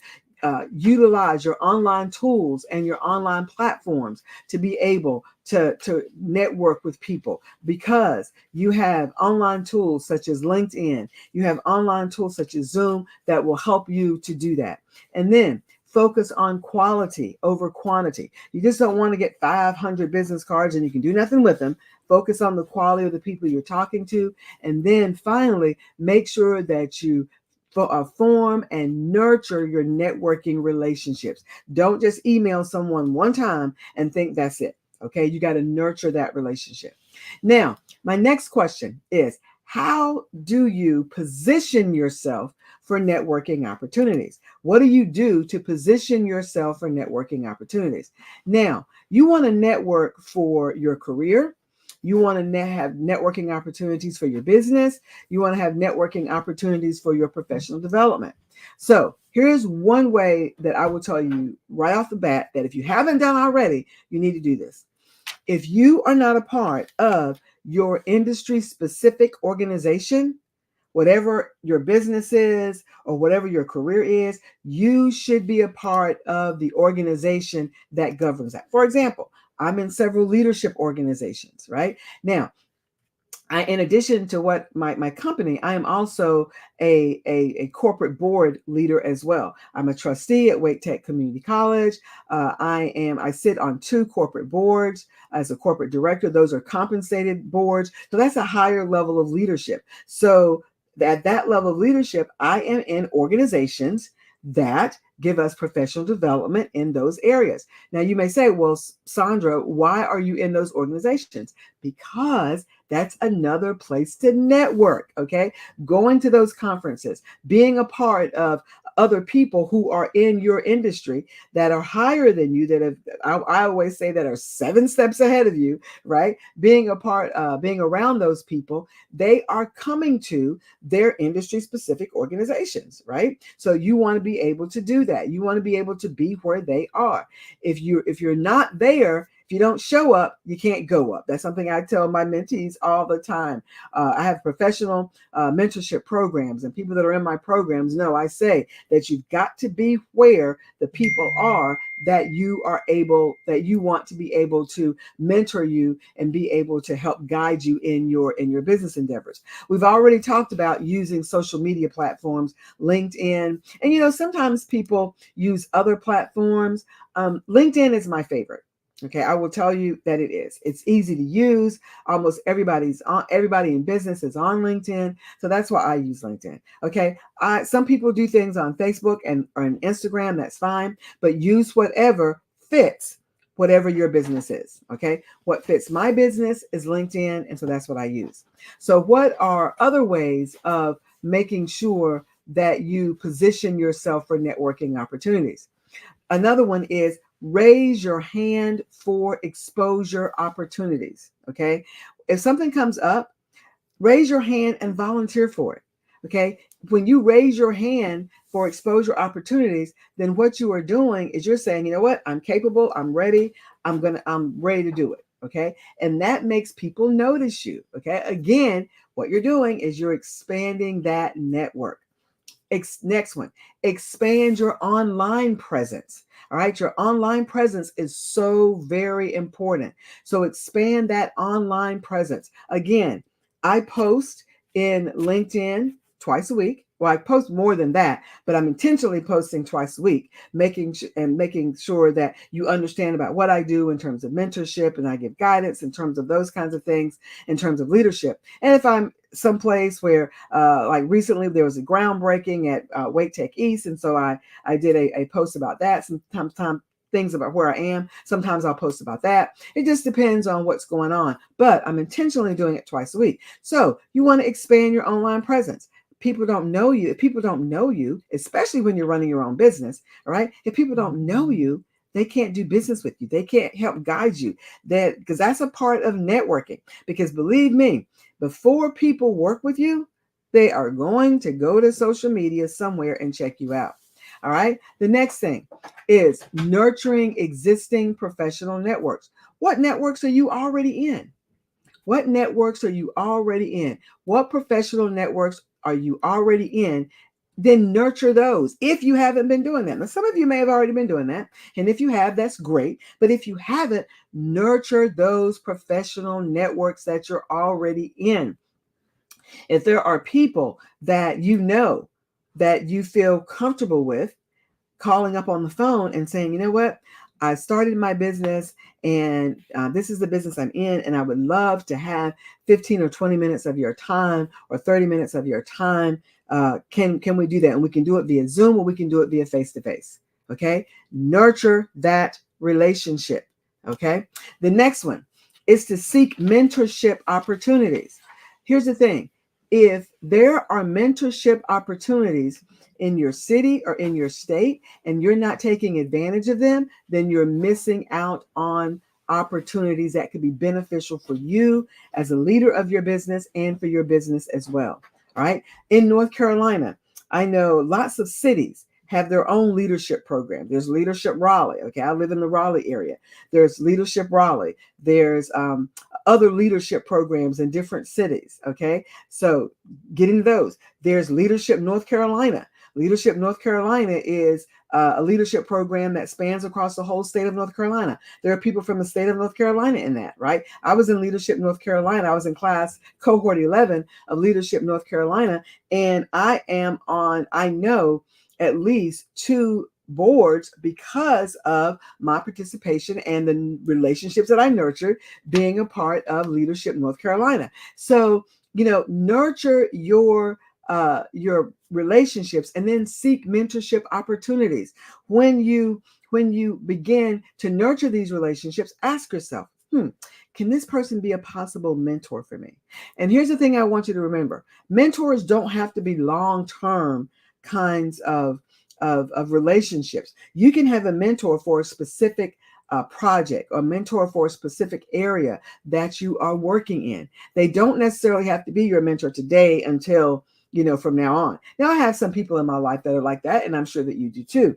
But when you say you want to maximize your networking opportunities, you want to take those networking opportunities and ask yourself, with the people I'm networking with, are any of these possible mentors for me? And they may be, right? So, and in addition, you want to attend conferences. We've talked about that. Now, there's a difference in attending those kinds of events that are your industry specific versus those things that are different kinds of conferences. And you want to attend conferences where the people that you want to mentor you or that can help and guide you are present. Okay. You just don't want to attend conferences for attending conferences' sake. Okay. There are some things that I just don't attend because I'm like, okay, why should I go there? Okay. What am I going to get out of that? Remember that regardless of what you're going to, you need a networking strategy. We talked about that already. So if you're trying to determine whether or not you want to invest, and these days conferences are investments. So look at the information that's sent. You look at everything that you have to spend and then ask yourself, what am I going to gain when I attend this particular conference? You know what you're going to spend, right? You know what you have to spend, but are the benefits worth the investment? And if you are able to get a mentor out of that or begin to develop a relationship that leads to mentorship, then yes, the investment is worth it. Okay. And then here's the last one. And this is one that I think is so very important, is what value do you add to others? Because here's the thing, when you're networking, it's not all about what that person that you're networking with is going to be able to give to you. You're nurturing this relationship. It's not all about what they're going to pour into you, but what value are you offering them? What value can you give to them? That's just as important. So that's why it's really important that you know your value, okay? What's your vision? What's your mission for your business, for your personal self, right? What are all those things to you? And then what value can you offer to others? Now, last thing, and then we'll wrap up, is now that you've done this, now that you have a networking strategy, you know the kind of conferences, the types of industry specific opportunities that you need to go to. Okay. You know all of that. You've got all that down. Now, you know, in terms of where do I network? How do you position yourself? Raising your hand, expanding your online presence, seeking mentorship opportunities. You know all that. So now that you've got all this, what do you do with it? Okay. So now the last thing I want to share with you is one of the best things that you can do in developing networking opportunities is developing your personal board of directors. Okay. A company, like I said, I sit on 2 boards of directors for 2 companies, right? And so we make decisions and give guidance to these companies, the board of directors. You need a personal board of directors that will help and give guidance to you, because not one person can give you everything that you need for your business, for your company, for your career, for your personal or professional development. There's not one person that has all of that in them. You should have several mentors, okay, that actually can guide you, can support you in certain areas, and that is called your personal board of directors. The number is dependent on you, but here's what that personal board of directors can do for you. And this can come from networking, and this can come from developing those relationships. But here's what they do: they can open doors for you, and they can help you even expand your network further. My network is so vast because of my personal board of directors. They introduce me to people, and they connect me with people that they know that can help me. If they can't, then they'll connect me with someone that can. I do the same thing. If I can't help someone, then or it's not my area of expertise, then I will introduce them to somebody, with one of my super friends that I know that they can now network with, and they can help and guide them in that area. Your personal board of directors can help you in terms of providing support, can give you training or develop you. They can coach you. They can also challenge you. All right. They can also advocate for you. So that personal board of directors are those people and that guide, support, expand your network, open doors for you, challenge you, coach you, develop you. And, one thing that I did one time is I put pictures of my personal board of directors in a grid, and I looked at them, and I could look at each person on what I call my personal board of directors. I could look at each one to say the areas that they guide me in. And you need to know that. Somebody may guide you in business. One person on your personal board of directors may mentor you in terms of your finances and money. Somebody else may mentor you in terms of business strategy. Someone else may mentor you in terms of networking, okay? Someone else may mentor you in just different areas. But don't think that one person can do everything for you as the leader of your business. So you want to, as you develop your personal board of directors, here's a nugget. You want to aim for diversity and a rich mix of experiences. You don't want everybody on your personal board of directors that looks just like you, because they may have similar experiences as you, and you want someone who has different experiences. Let me give you an example. One of the people that's on my personal board of directors is an old white male.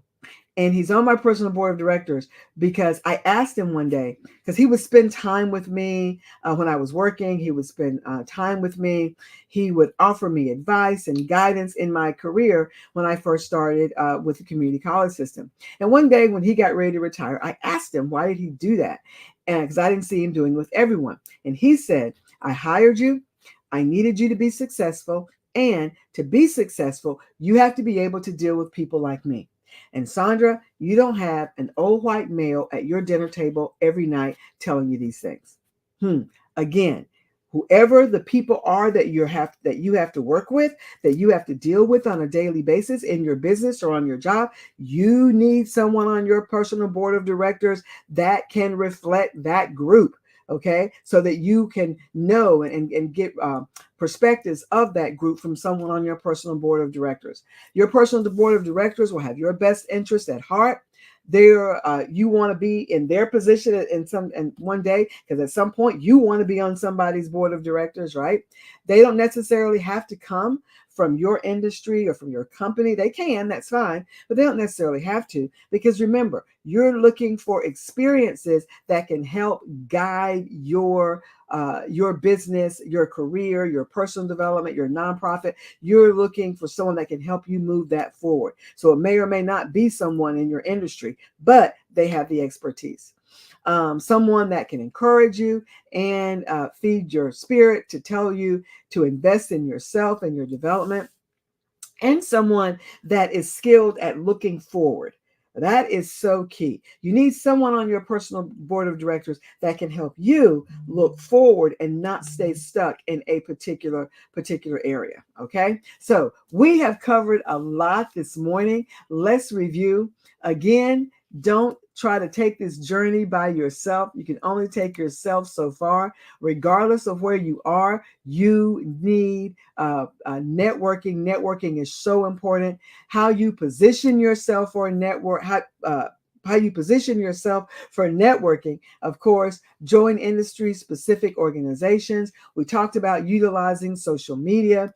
Also, raise your hand for networking opportunities. Expand your online presence. Nurture your existing relationships. Seek mentorship opportunities. Attend different conferences. And then once you do all of that, then begin to develop your own personal board of directors, people that can open doors for you, provide support for you, develop, coach, and challenge you. These are people. I always say that everybody on my personal board of directors is 7 steps ahead of me.